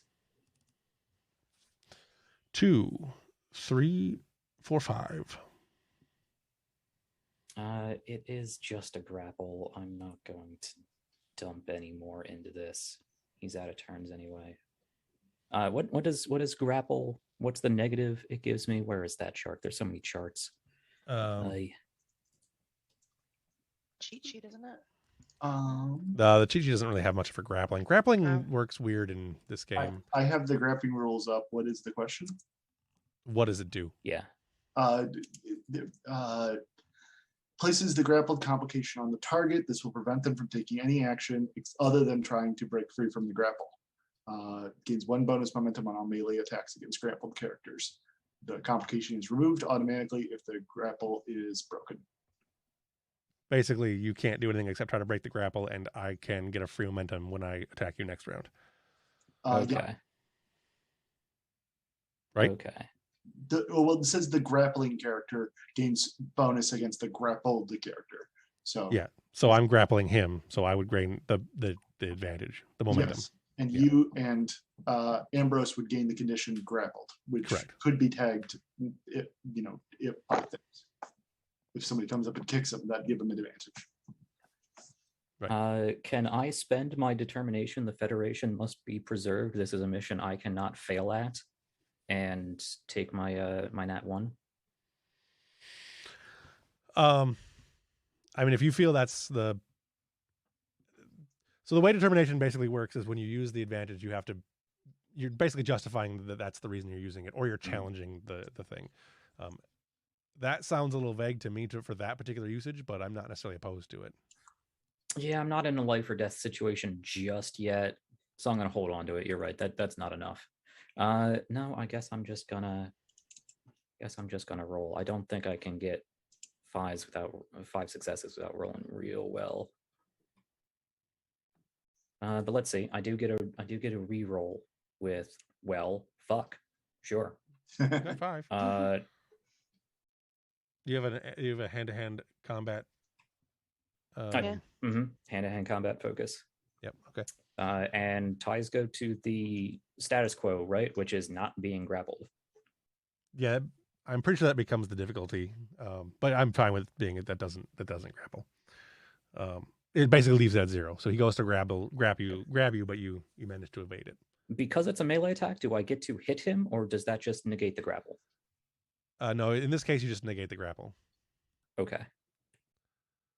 You wouldn't have anyways because you wouldn't have won that roll.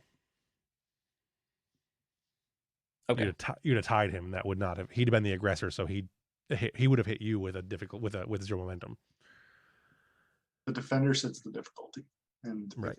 The difficulty being 5. He met 5. Okay. All right. So, but in this case, we'll say that it just negates the grapple. You managed to just barely dodge out of the way. Okay. It goes back to you guys. Chirka, you're the only one left. I'm going to use the data I have for my tricorder, and I am going to try and create the advantage target spotting to feed that information into the scopes of everybody's rifles and hopefully give them advantage on ranged attacks. Okay. The only person left that you guys can see is Marjad. So Right. Well, it's look, it's either that or go up and punch them. Yeah, so, no, it's fine. I will use a momentum, and I will try and roll on the fucking table. Does my sensors apply on this? Sure. Then that is 3 successes plus I get a bonus momentum. Okay. So you gain 2 momentum. I think difficulty's on that's 2, right? Yeah, difficulty to create an advantage is 2. So, yep. Okay. I create advantage 1, target spotting. You can tag that to gain advantages. Okay. That's it. I'm done. All right. So that's the top of the new round. One of you guys can go. I think the only thing I can do at this point, well, they're not grappled. Could I hit Marjad at this range? Yes. Difficulty would be 4 because you're shooting into a combat. You're shooting into an engaged combat at range. Okay. And you managed to not grapple, but how far apart are you?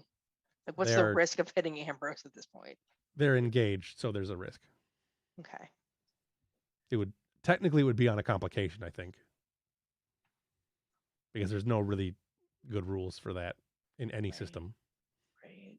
except oddly enough, Palladium. Hmm. But that's not really relevant here. How long would it take me to get over there? From where you are currently, it would be. You could essentially do it in. Technically, because the way I divided the room, you could do it in 2. You could do it in 1 minor action. Okay, let's do that. Well, to get directly to them, it would be 2 minor actions, but otherwise 1 minor action. To get within short range, to lower the difficulty by 1 would take 1 action. Okay. And these Klingons that were down here, in this area, Mm-hmm. what weapons do they have? Disruptors, batleths, daktangs. Okay. I'm gonna run because I gotta run down the stairs anyway. I'm gonna run down the stairs, scoop up a batleth, and make it over there. And I think I'm gonna say with If you're gonna go down the stairs and then back up, that's gonna be 2 move. That'll be your whole task basically. Yeah, that's fine. I'm good with that. Okay. My turn. Marjad will attack again. This time with a hand-to-hand weapon. He's going to just pull his daktang and shank a bitch. Real quick, So, just for future himself? reference, grappling actually increases the difficulty by 1 for future reference. To difficulty to attack. The attempt to grapple is 1 more difficult than a normal melee. Yeah. Okay.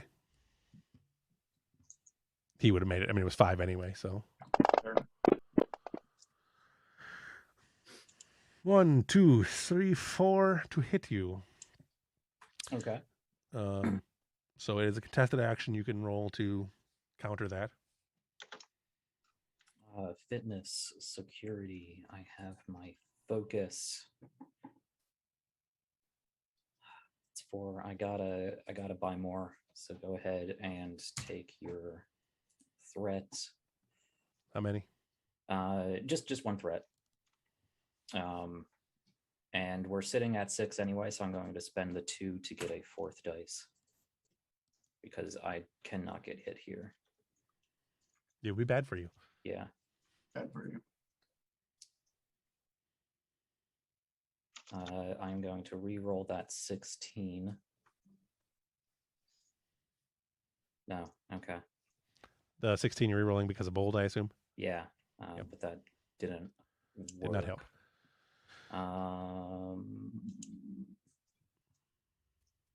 Okay. Let's see. Ambrose has got... I can always use my determination to avoid the injury. Yeah. Right, okay. You could use... Yes. All right, so... 5, and then... The, what's that? I would actually recommend using momentum to avoid the injury. You can do that too.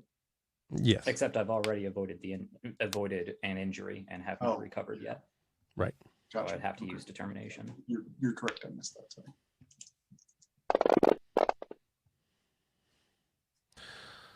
1, 2. Wow. 1, 2, 3. All right. I'm going to use his ability to re-roll that entire thing, which costs me a threat. 1, 2, 3. 4. All right, you said this armor we've got does resistance of 2, right? Yeah. Okay. And I have 1 momentum. So 1, 2, 3. 4.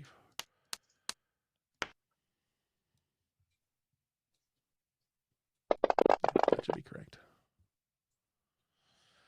1. Oh, I counted that wrong anyway. 1. That should have been 1, 2, 3, 4, 5, 6. It should have been 7. But whatever. I re-rolled it. Too late. 1, 2, 3, 4, 5, 6, 7. So it comes out the same anyway. 7, and I've got 1 momentum, which I will spend for piercing. So you'll take 7. Okay. I avoid the injury. Okay. I don't know how much stress you have left. I imagine 0. That takes me to 0, but because I avoided the injury, I stay up. Right. However, every damage you take now. What's up, buddy? Sorry, teacher. Sorry, teacher. I keep kicking my cat. He keeps laying right where my foot goes. You better learn. Gotta learn. We're not. All right. Your turn. Okay, this went a lot better the first time around.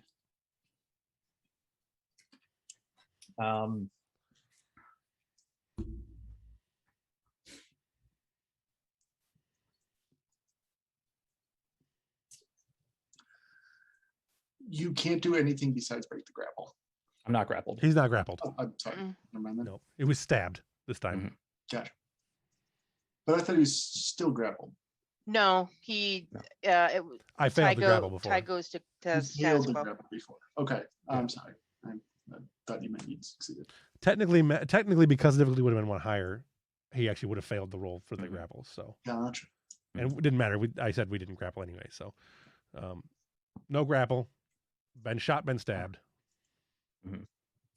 Okay. I've asked this before, but things may have changed. Is there anything within this close range I can use as cover to get between him and me? Set up for a recovery action. Can he tag any traits for his defense? The platforms you're currently on, there really isn't much of anything. There was until you blew it up, but not really anymore. Trying to think. You could like if you took the action, you could like try to put that pillar between the two of you. Like jump up on the platform and get that pillar between the two of you. That pillar that you guys were going to blow up and, bring the whole building down. Right. Okay, so they're kind of middle of the thing right now. Yeah. Yeah. Okay. In that general vicinity. Yeah. So minor action, I will move into cover.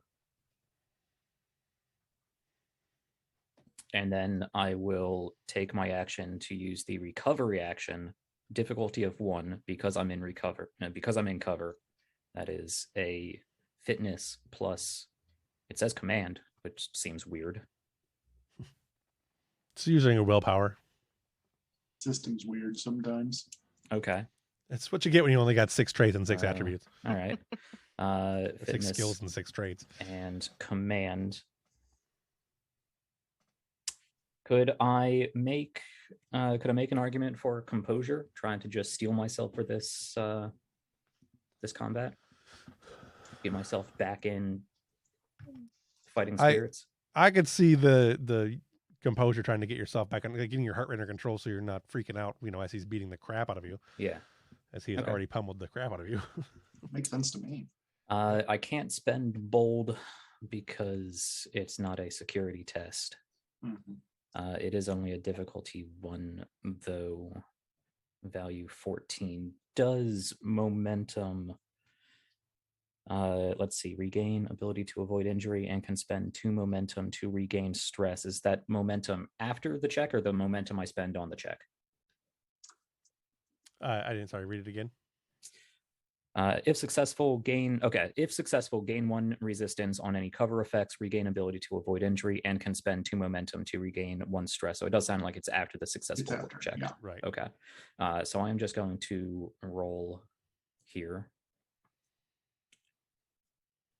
That is 3 successes. So I get 2 momentum and I immediately spend 1 of them well, I mean, it really doesn't matter, but You can spend both of them to regain stress. yeah, but he's going to hit me for more than 2 damage next turn. So it really doesn't I matter. suppose.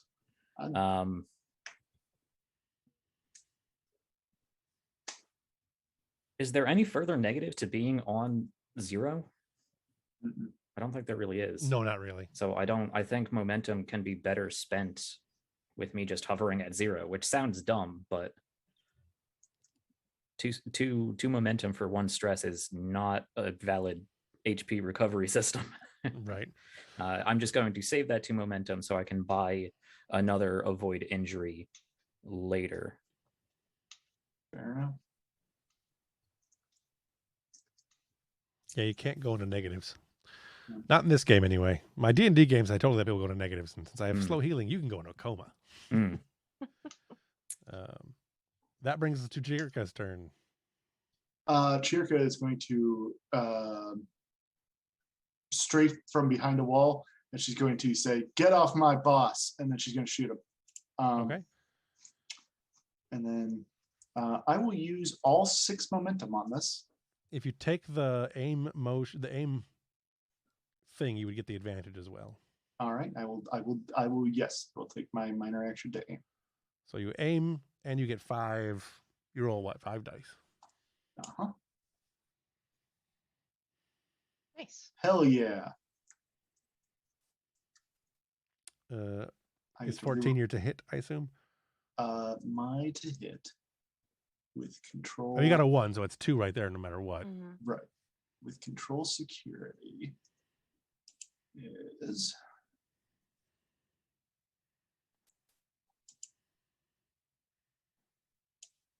Because your difficulty from where you're at should be 4. it's 10. So yeah, I technically 2. only get that 1 so far. I do get to reroll. Oh, Yeah, you can re-roll 4 dice. plus does my advantage apply? What is the Spotting of having good yes, so the difficulty would be 3. Fuck. Oh, balls. You still got 3 more re-rolls, so Do I? Okay. Accurate. Yeah, because accurate lets you roll all of any them. number of dice. Oh, Yeah. fair enough. Okay. All right, so you've got 2 more successes there, and then you 1 complication. So that's 2, 3, 4. No, Your you difficulty was- re-roll 1 more die. You can get another die. Oh yeah, you can. Yep, Yeah, because roll the 18 too. There you go. there you go. That'll Nice. do it. And 10 is your number, right? So that's 2, 11, 3, yeah. 4, 5 successes and 1 complication. Yeah, and that if the difficulty is 1, 3. that's I succeed by. Wait, why is the difficulty 3? So it was 4 for range, and you're shooting into an engaged combat. You dropped it by 1 for He's the. not in. He's Yeah, not in I reach disengaged. anymore. Oh, all right, Yeah. yeah, you disengaged. You're So right. it's I 2? forgot. So it's 2. But decreased by 1. Well, it was the range No, it was makes it 3. 3. Reduced by 1 is 2, which Right. so you get it by you still beat it by 3. Okay. All right. So you have 3 momentum and you hit, Okay. So and I get a complication. yeah.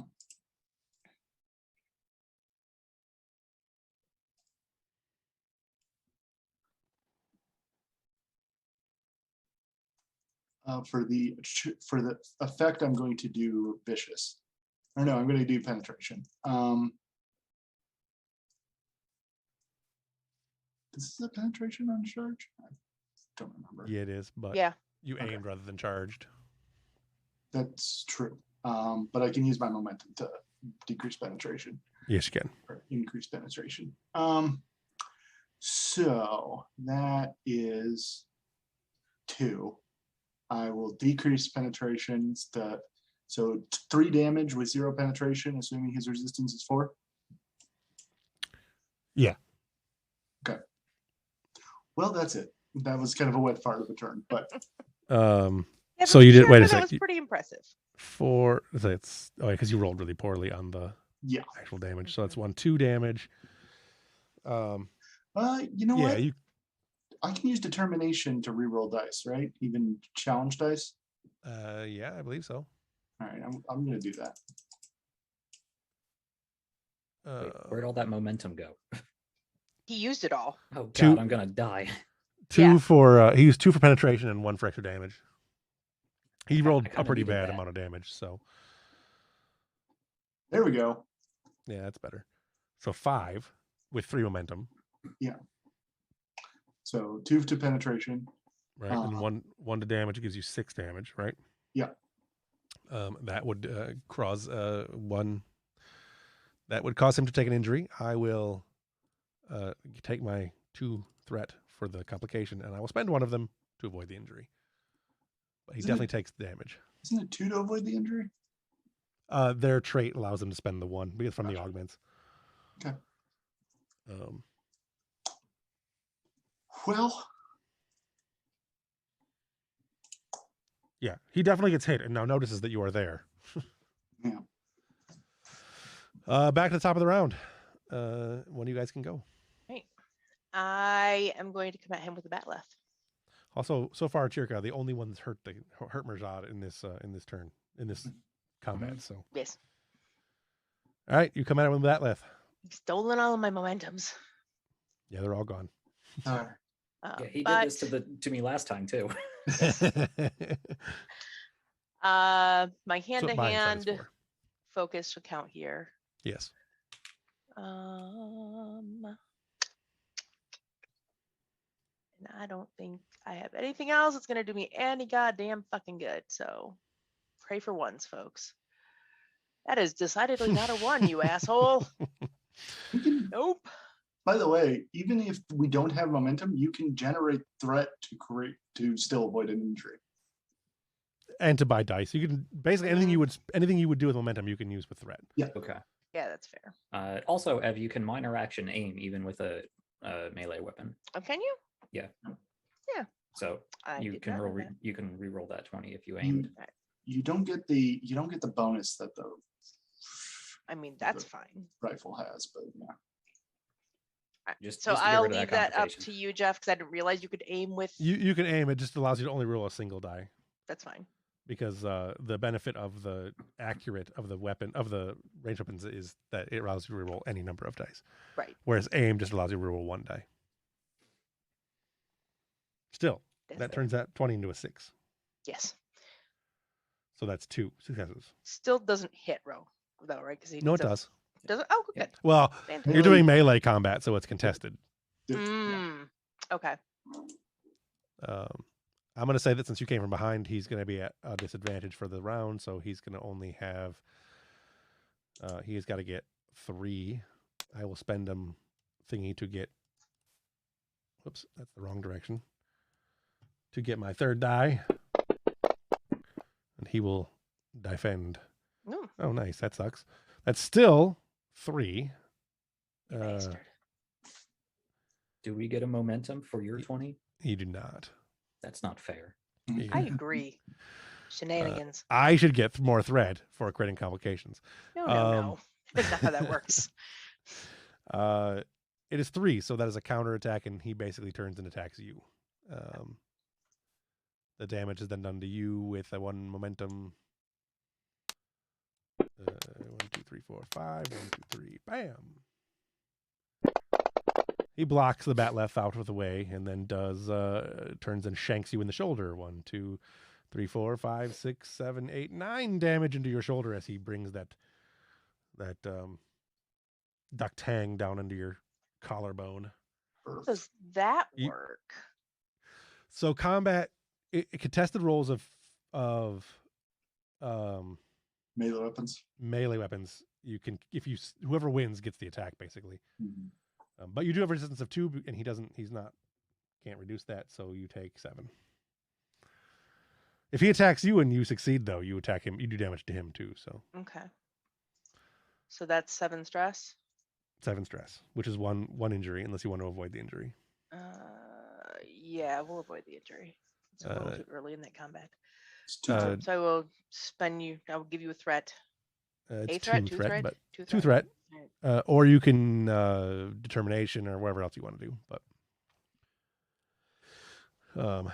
it is now Marjad's turn. He is going to pimp slap you again, since Ambrose is hiding. He is going to. I'm going to grapple you and try to throw you off the edge of the thing. So if I grapple you, I'm going to. What is that? He's going to grapple first. That's his first objective. Difficulty is increased by 1. So the difficulty is contested. Yeah, but, well, it's still increased by 1. Right. Yeah. I'm gonna spend another momentum thingy, whatever. So that's 1, 2, 3, 4, 5 again.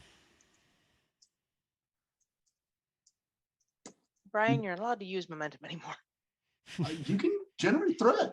Like You don't have to. What combat's about. Here's the thing. He has like unlimited threat right now. He's just generating it like crazy. Yep. Just generate threat like crazy. Yeah. There's only so much he can that use. ends well for us. No, there's only so much he can use. Yeah, to some extent. I mean, I could be like, all right, and like here's 10 threat, 5 more Klingons beam in. You can only spend 6 at a time.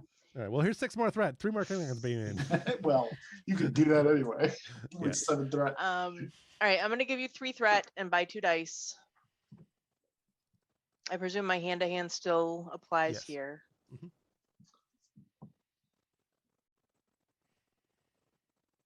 Is that another dice? Yeah, about 2. So that's 3. So your difficulty was you have a +1, so you actually rolled 4. Yep. Against his 5. So he grapples you. I'm gonna spend 2 of these to take a swift action and to hurl you over the edge of the thing. That's a swift action.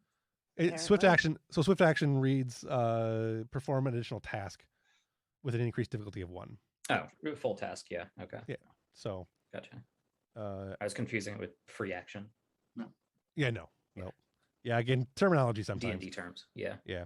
So But it's still a roll, right? I'm gonna go ahead and say this is still a contested roll. He's at advantage for having you grappled. He's at disadvantage for having for it being a swift action, so that just levels that out. So it's a contested hand-to-hand combat roll. Straight up. I'm gonna spend 1 to get a 3. Third die. And that's 2. Only 2. So you have a difficulty of 2 to not get hurled over the edge. Wait. It is not counting as a counterattack. It's just you're going to basically stop him from throwing you over the edge. Okay. If you get less than 2, you will go over the edge. Okay. I will give you another threat. Well, ouch. My dice can go about themselves. So Marjad If grabs we got Mills him and good. you fight back a bit, but finally he just kind of grabs you by the throat, puts his hand in one, he puts his other hand like on the injury where he stabbed you a second ago. Well, no, that would require. Yeah, his neck tang is still in your shoulder. So he kind of just wiggles that a little bit, and you kind of lose focus, and he hurls you over the edge. You fall 20-ish feet into this goo and are now swimming in goo. It is sticky and gross. It's like swimming in like molasses. That's exciting. Yeah. You're not hurt though. Like it's Star Trek. Falling doesn't hurt. You do stink though. Yeah. And you're very sticky now. Your hair is quite matted. It is now your guys' turn, because that was Marjad's turn. I don't believe Ambrose has gotten this turn, has he? No. No, this was top of the round. Well, next. Well, to top Mills of the was round. top of the round. Yeah. You watch Mills go hurled over the edge. Tell you what, you know what? Here's what I'd like to do. I would like to do suppression fire. So I would like to create disadvantage from him moving from that zone he's in. Mm-hmm. So including reach to Ambrose. Okay. So I'm setting the difficulty for him to move through. Okay. I always like suppressing fire. No one ever uses it. Well, do you like it enough for me to get advantage on it? I will spend 1 threat. Well, that is 3 successes. Right. So difficulty would be 4 to go through that space. Mm-hmm. Or no, difficulty would be 3. 3. Okay. Yeah, I set the difficulty, and so the difficulty is 3. Right. Okay. Yeah. I was thinking it was sensitivity +1, but I don't know why. So yes, difficulty for him to move towards Ambrose will be 3.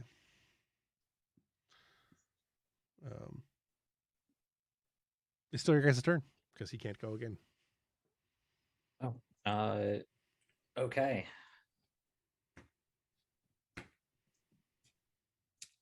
This one, like I'm doing as bad as he did in our first interaction. Yes. This is why you need in wrestling. This is called the swing match. Mm-hmm. Yeah. That big yellow piece of machinery, that wouldn't have to be a giant Weaver robot, is it? Can I fight him like an alien? No, that would be like a miniature worker bee. Okay. You have advantage on ranged attacks right now. Yeah, I do. And you have cover at the moment. And I have cover. And I just recovered, so I can avoid injury again. So I feel like this is just going to be a death yo-yo sort of situation where I just keep recovering and avoiding.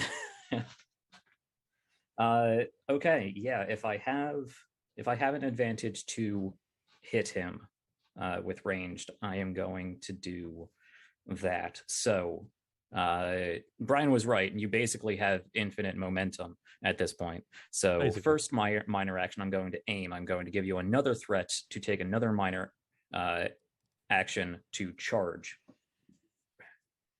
I am then going to fire. Okay. What happened to our other security people? They're almost done. Still dicking around. They're almost done. Ugh. They're doing stuff. Okay, go ahead and take yet another threat, because why the hell not, for my bold. So that's 3 dice. With Cherka's suppression fire and targeting assistance, is that enough for team dynamics to apply as a focus, since we are working as a well-organized team? I suppose. All right. That is a focus. I don't think I can manage to get any better there. I mean, I could just give you all of the threat and take all of the dice, but I think that's probably a bad idea.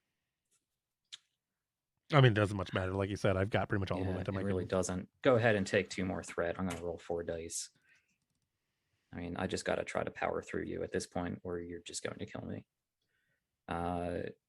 Okay, then I roll and see what happens. That is 6 successes. There we go. That's what we needed. Okay, so the charge is going to be for, I suppose I should roll this. Yeah, your difficulty to hit him was 2, right? I think. It would have been 1 because of your advantage. Yeah, it would have been base -1, so it would have been 1. I rolled 6, so that's 5 momentum. So that's 8 damage and 4 effects. 4 effects. I'm going to spend the charge to turn those effects into getting rid of resistance. Okay.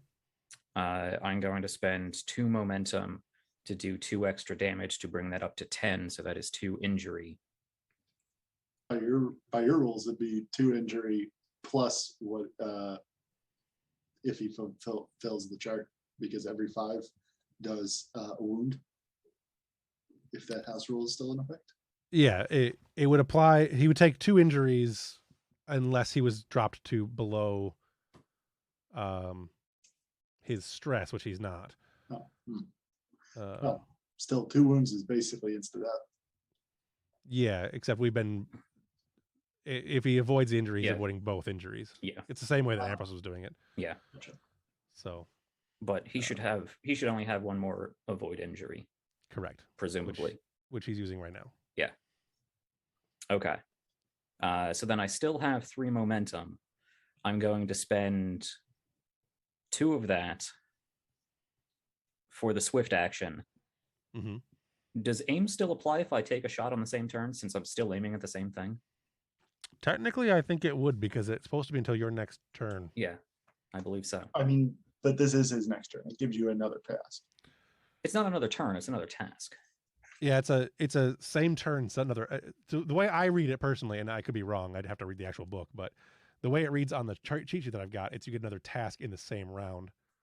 It says on a single D20 made on the attack before the start of their next turn. Right. Yeah. On But this any isn't a new attack. turn. I read it as the same turn. hold It's just increasing the initiative. difficulty by 1. And- You're basically taking additional actions in the Yeah. same turn. My read is differently, but that's fine. Yeah, I'd have to read the actual book. I'm just reading I only have the I'll 2 post feet it in front of me. chat. So Go ahead. Yeah. Okay, so that would make the base difficulty of this attack 3, right? yes, Okay. -1 because target assist, so it's back down to 2. Right. Okay. So then I'm going to fire again. Go ahead and take threat for bold. I have my focus. I am aiming, so I can re-roll these difficulty to. If I hit, you have not been able to recover, so you presumably can't spend any of this exorbitant amount of threats to avoid injury. So go ahead and take 2 more. I'm rolling 4 dice. Your threat may as well be infinite. This is daring and security. Go. it's really more beneficial for the next combat. I'm going to re-roll that 20. It's not a success, but at least it's not a complication. So that is 4 successes. That banks So me 2 advantage. That banks me 2 momentum. I roll this. Good roll. I'm going to spend that momentum because I did not charge. I need to spend that momentum on penetration. So I'm going to spend those 2 momentum for penetration. So it should get through all of his armor and do at least 1 injury.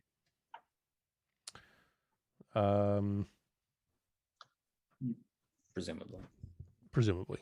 How much you got there? How many you got? 7 damage. It does 7 do an damage. injury. I mean, if you take any damage while you're wounded, you die. That's the rule. Yeah, if you're injured. He's not injured yet, though.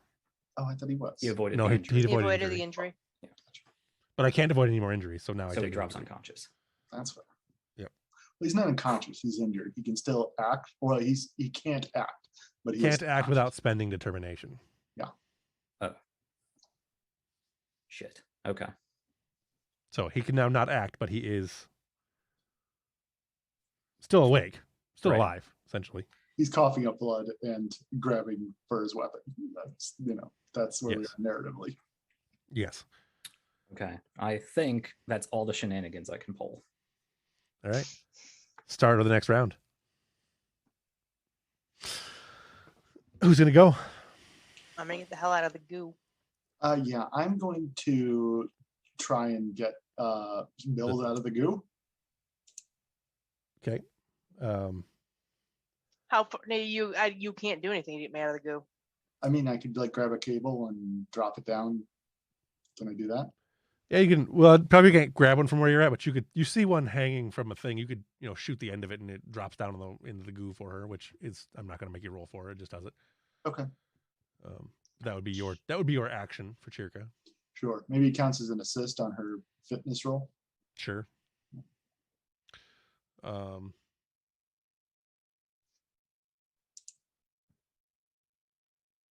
Yes. Okay. So that would be Chirka's turn goes first to be able to get the cable down to give you the assist for your turn. Okay. Or to create, I'll say it creates an advantage for your turn. Okay. Lowering your difficulty, because that's more of an actual task rather than assisting. Yeah, that's true. It makes Right. it makes a task possible rather than impossible. Right. So then it goes to Marjad. And I'm going to spend my 6 of these fuckers. Boom. And Marjad rolls over on his side with a grenade in his hand. Oh, balls. Just kind of smiles at Ambrose. I'm all the way. I'm not in. Yeah, he's not within reach. I'm not in melee range. I'm on the other side of that pillar still. I'm taking cover. It's still not. It's a ranged weapon. It's a area of effect weapon. So you're still within. I mean, the pillar is going to give you cover, which is good. But you're still within, 2, right? You're within 1, really. I'm within close range. Yes. I'm in the same zone, but Correct. I'm not within reach, and I'm behind cover. Right. or whatever that matters. The cover would be a number of dice you will roll to reduce damage when the grenade goes off. Okay. Ouch. Because of my recovery, it also makes any of his attack actions, if this is an attack action, at +1 difficulty. I don't know if pulling a pin really matters. Not really throwing the grenade at you so much as just letting the grenade go Right. off. All right. Sure. Makes sense. I mean, I think you would still make an attack roll. I mean, I suppose. I don't know. I don't know why you would. Yeah. I mean, other than maybe for the chance that the grenade's a dud. Well, the reason to do it would be then I can spend momentum to make greater effects with the with the weapon, because grenades do have effects.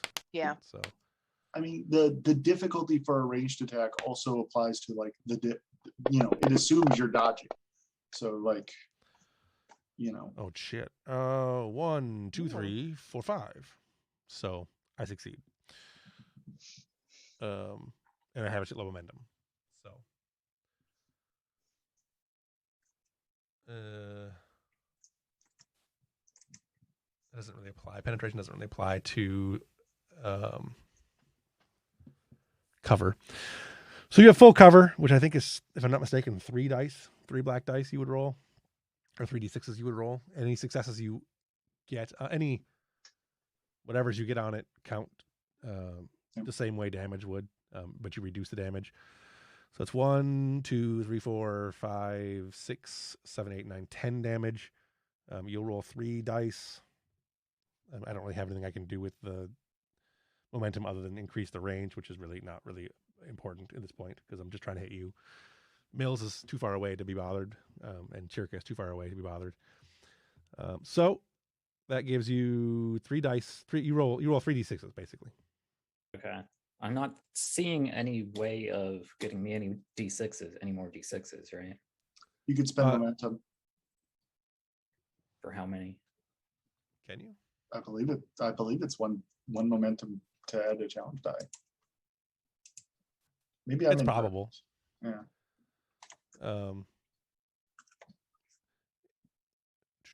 I mean, either way, I'd have to roll real high to stop not take injury. So I'm gonna have to give a threat to avoid injury anyway. So it really doesn't matter how much damage I take.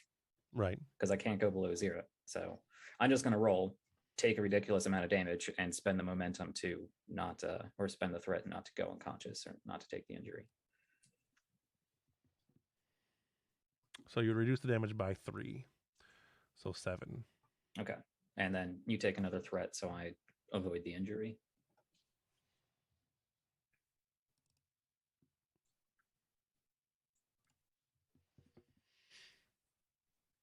Okay.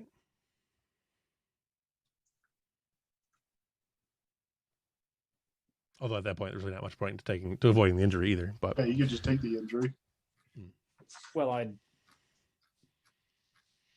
guess you don't fall unconscious, so I could still act. Well, I guess somebody could do first aid, and then we could do a first aid, get you back up. Yep. But if you want to avoid the injury, that's fine too. Given where I am and the difference between 7 and 8, I'm going to give him the threat to avoid the injury because I'm not convinced that another Romulan and a Klingon isn't just going to immediately come out of that elevator. Well, he's spending a lot of threat, Yeah, so like let's. right here. He is. I spend the 6th threat, and the pillar that you were standing behind is severely damaged, and the building is beginning to collapse. Okay, well, sure. Which is something you wanted to do anyway. Yeah, we were doing that anyway. Right. And we got to take the other one out, so. This just makes your timeline a lot shorter. Yeah. So. All right. What you can do? We're no longer in combat rounds, really.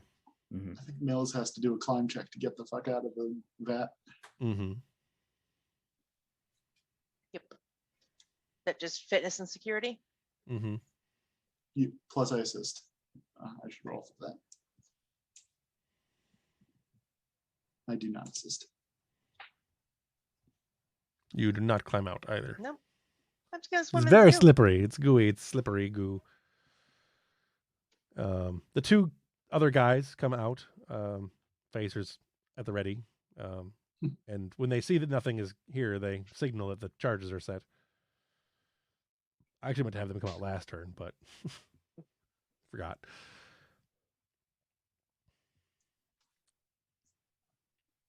So what you guys gonna do? You've got charges set on the gate. You've got one damaged pillar, one person in the goo, one person not in the goo, one person not in the goo, and almost injured. Like stubs his toe, dies. How far up from the goo is this conveyor belt thing? Can I like climb these? It's about Can I 10 feet. climb this thing? Oh, so not so much. You could climb the side pieces, yeah. I mean, you can still climb the rope. The rope didn't fall. Yeah, you can still climb the rope too. The rope didn't fall. I'm just thinking like Something easier to logistically climb. small rope or larger thing that might, with handholds. Right. Yeah, I don't know. Terrible design. Who made this? I mean, it's swimming Where's around the a little bit. You ladder? could probably find a ladder. So Oh, well, find the ladder. yeah, you swim around for a while and find a ladder. Still, We have it's still. time. Hell out of I think Ambrose has a turn.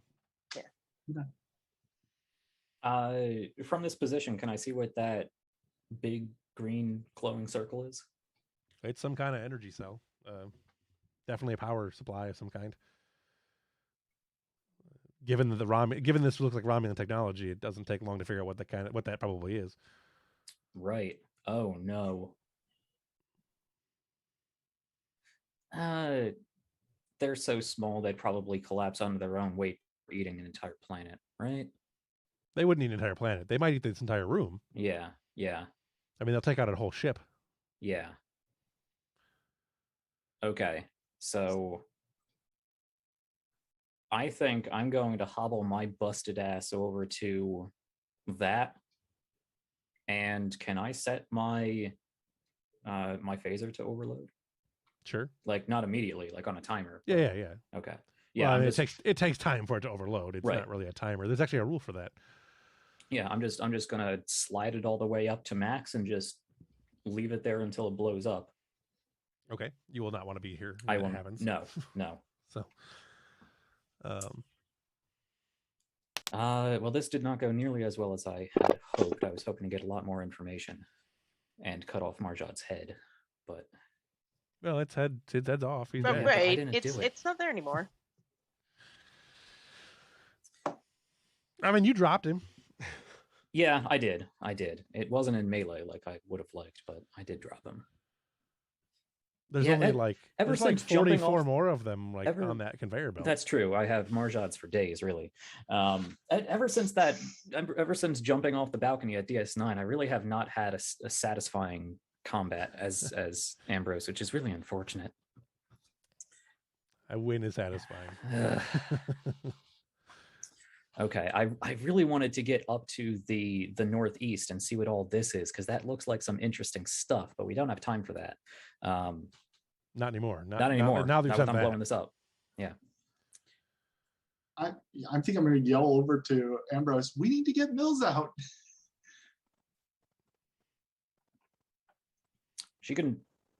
She'll find her way up, I'm sure. Chirka looks taken aback by that, and she's going to keep trying to help Mills get up. If it means like finding a ladder for her or something. Yeah, you can help her direct her over to there's a ladder by the Oh, can I like kick down a ladder? One of those fold up ladders. Sure. There's a ladder over by the two inlet pipes, in the nearest to where you came in. Those two inlet pipes that are pumping goo into the facility. I'll lower it down for her. You'll also note that the goo is rising because the council that controlled the goo has been blown up by a red bomb thing and a grenade.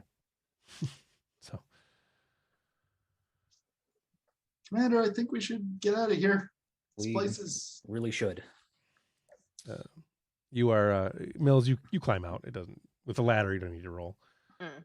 You're just covered in goo. I think theoretically she should just beam out anyway. Yeah. Your type 3 phaser though is still in the goo. It's still in the goo? There's no point in taking it with you anyway. It's not going to work anymore. Oh, okay. I was just, A she Federation would've- Type 3? You could... Pretty intense goo. That's coming out of your pay. Plus they're free. So Sure. T3s are supposed to be nigh indestructible. She pulls okay, the Kang out of her shoulder and Yep. into her belt, holds out her Right. hand, wipes some goo off, holds out to Chirka. A sample. She says, well, I've got some files, I guess, but they seem redundant at this point. Well, we don't have any of this, do we? All right, she'll Might as brush well them make off my your swim shoulder into a worthwhile. vial. She'll brush them off your shoulder into a vial. Yeah, I'm gonna pull the Romulan communication device. You still there? Can you get a lock on us? You beep the thing. It does not open a direct comm line. It opens a data line and locks a signal onto you, obviously. Nothing happens for a few seconds. You can hear the phaser getting to its wind up point. Its blow up point. So it's not a communicator. It's an emergency. It's a modified communicator for emergency. Like it basically attaches to a specific signal on the ship, so they get a notification that you're there, that you're ready to go, and it can accept data, which it normally wouldn't be able to do. For just a second, we wonder if the Romulans decided to just leave their secrets buried along with us. So either they hear us and they're going to beam us up, or they don't hear us and they left or we're destroyed and we're going to go down with this place anyway. So I'm going to tell the other two security guys to tell those explosives to go off in like 3 minutes or something. If we're not out of here by then, we're not getting out of here. Okay. They click the thing and set it, and you can hear the phaser, your phaser rifle, reaching its climax of explosion point. And just as you're fairly certain it's going to explode, you notice as it's exploding, you notice the transporter, the green energy of the transporter, beaming you out. There's some flickering, and you're a little thrown by the energy that feeds back on the beam, but and by thrown I mean mentally thrown, not physically thrown. And then a few seconds later, you appear on the transporter pad of a Romulan ship. And I'm gonna go ahead and end it there because it's 10:30. I'm just gonna look around and make sure the other four are with me. They are. Everyone's there. Okay. So, all right, we'll pick up right there because who knows what Romulan ship it actually is. That's true. That's very true. Yay! And on that note, let's go ahead and do a really fast wrap up, and then I have to go to bed in half an hour ago. Sure. What moment stands out most to you this evening? Grenade. Anything else? I really liked the Chirka Ambrose scene. That was a good scene. I like these two. I can't wait to see what happens with them. I liked the Hage and company with Eva. That was pretty good. That was good. So. And I definitely like the Mills and Chirka kind of. They're both sort of under the same Ambrose mentorship program, helping each other through it. Mm-hmm. Yeah. We had a lot of good character scenes. Yeah. What was a good idea, bad idea for the session? Charging Morjad. Bad idea. Apparently, any of that combat. That combat did not go very well for you guys. No, he was rolling so well, and we were just not. Yeah. You wiped out the other Klingons pretty quick, though. If I have time to set a plan, I make sure that plan goes well. But once that plan is over, who knows where it's going to go. What did you see from another character or player that you want to see more of in the future? Chirka being a little badass. That was kind of fantastic. Landing the first hit. Mm-hmm. I'm a little disappointed that security is such an important part of damage in this game because that's such a good role and he does so little. Mm-hmm. In older versions of the system, the phaser just did damage a set amount of damage, and there was different levels of damage based on the level that you were attacking the weapon with. Like if you had to let it set to level 7, it did a certain amount of damage. It's exacerbated by the fact that she's a support character. So like her Yeah. non-primary stats are garbage. Yeah. It's an unfortunate side effect of it is just a side effect of the system too. Like if you're not a combat focused character with security, you're not effective in combat at all. Yeah. I do like that you find a lot of you have been doing a good job of finding a lot of secondary ways to benefit the combat as a support character rather than just straight up shooting stuff. I think that's really been really good. Yeah, I love how I give everybody the ranged combat bonus that everybody goes into melee. So yeah, that was pretty good. Anybody else got a good idea, bad idea? I mean, I think the Morjad thing is pretty much a good idea, bad idea. If you could change one thing about the session, what would it be? Dice rolls. Yeah, better rolls. God damn it. Much better rolls. I'm still not convinced that the avoid an injury roll is a good one. It seemed to draw out the fight more than necessary. I'm not with the. I don't think it did. With the homebrew where you can take multiple injuries in a single turn, you kind of need to be able to avoid the injury and avoid all those injuries, or you're just going to immediately die. Yeah. Even without it, though, like you'd have had it essentially played out the same whether or not you had that or not. Because by allowing you to avoid both injuries on a single expenditure, it kind of negates the double effect anyway. Right. I mean, yeah, that would have been fine. I'm just. So he took a ton of injuries. He should have only been able to take one. Well, I mean, he can avoid injury just like you guys can. Yeah. So. Right.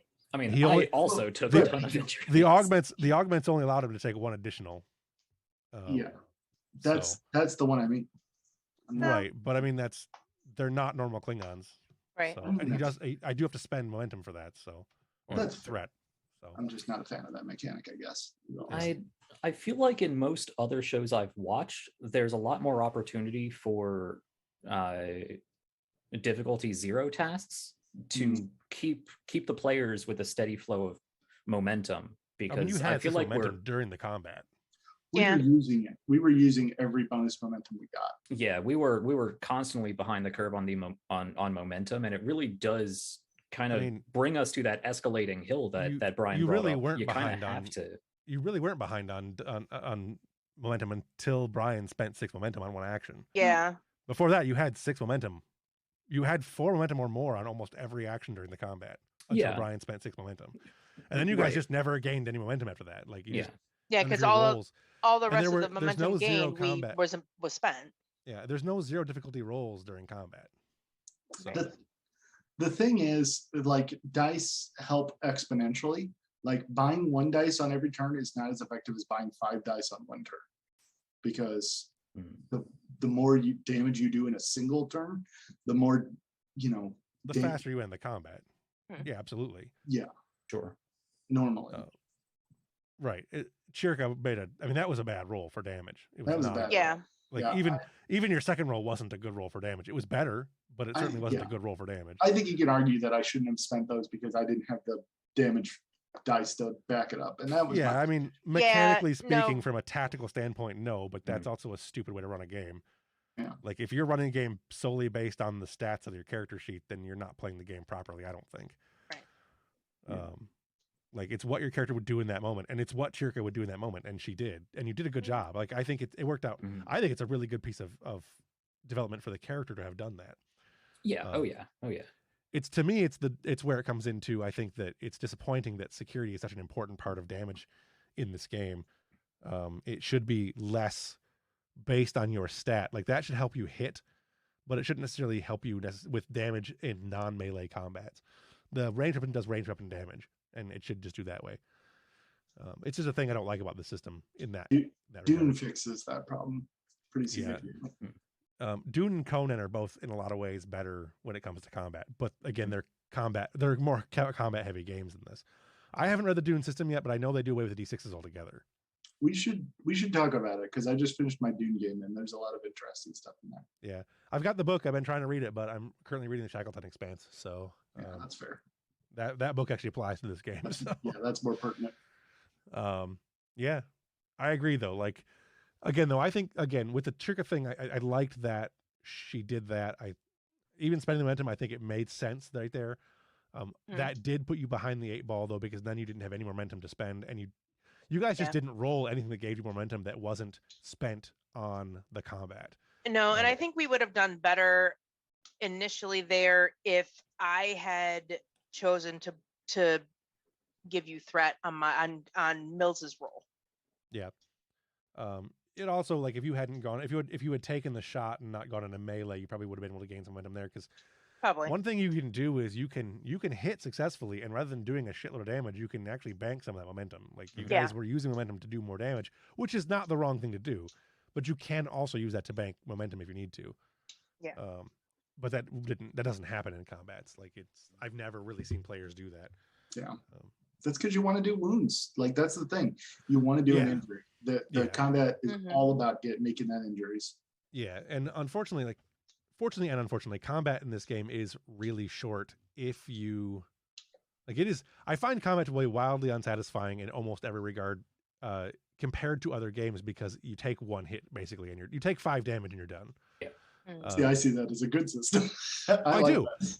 If you're like, I like it it fits Star Trek really well, because when you get hit, you go down. Mm-hmm. A lot of times though, we're seeing people rolling, way, way higher numbers, like huge numbers. 10, 12, 14. 10, 12 damage. Yeah. And that's in almost every combat. Like, because the people who are in combat are always maxed out for combat. Like, daring and security, at least 2 players in every group probably have that maxed out. Yeah. So there's one of the drawbacks to this system, I think, is that because there's so many characters, usually so many players, and so few attributes and skills, almost everyone is maxed out in the thing they do, and they rarely do things that they're not capable of doing, which is one of the reasons I like the secondary characters in our game, because we have some of that chance for failure even in their primary things. It adds a little bit more depth to the game, I think. Again, though, I think if damage were different in this system, I think it would make the combat more satisfactory, and still could be short. So I don't know. It's not so bad. Like, I don't really mind it. I don't really like, we don't do combat very often, hardly ever, in fact. This is what, the second or third combat we've done that wasn't on a ship, and we've only done 2 ship combats, really. So yeah, it is what it is. This game is not designed for combat. It's just not its strong point. So I don't have anything else. Do you guys have anything else you want to add? Nope. No. No. All right. Looking forward to next time. Yeah. Yep. This is far from over. Next week we should be able to get into the Europa's stuff, which will be another combat. So get ready for that. I'm thinking about, still the same session pretty much. So I'm not going to reset the momentum and the stuff, which wouldn't matter because you guys would have 0 either way. I'll have the captain rally at the beginning of the session. Yep. So on that note, I don't have anything else. Let's go ahead and roll credits.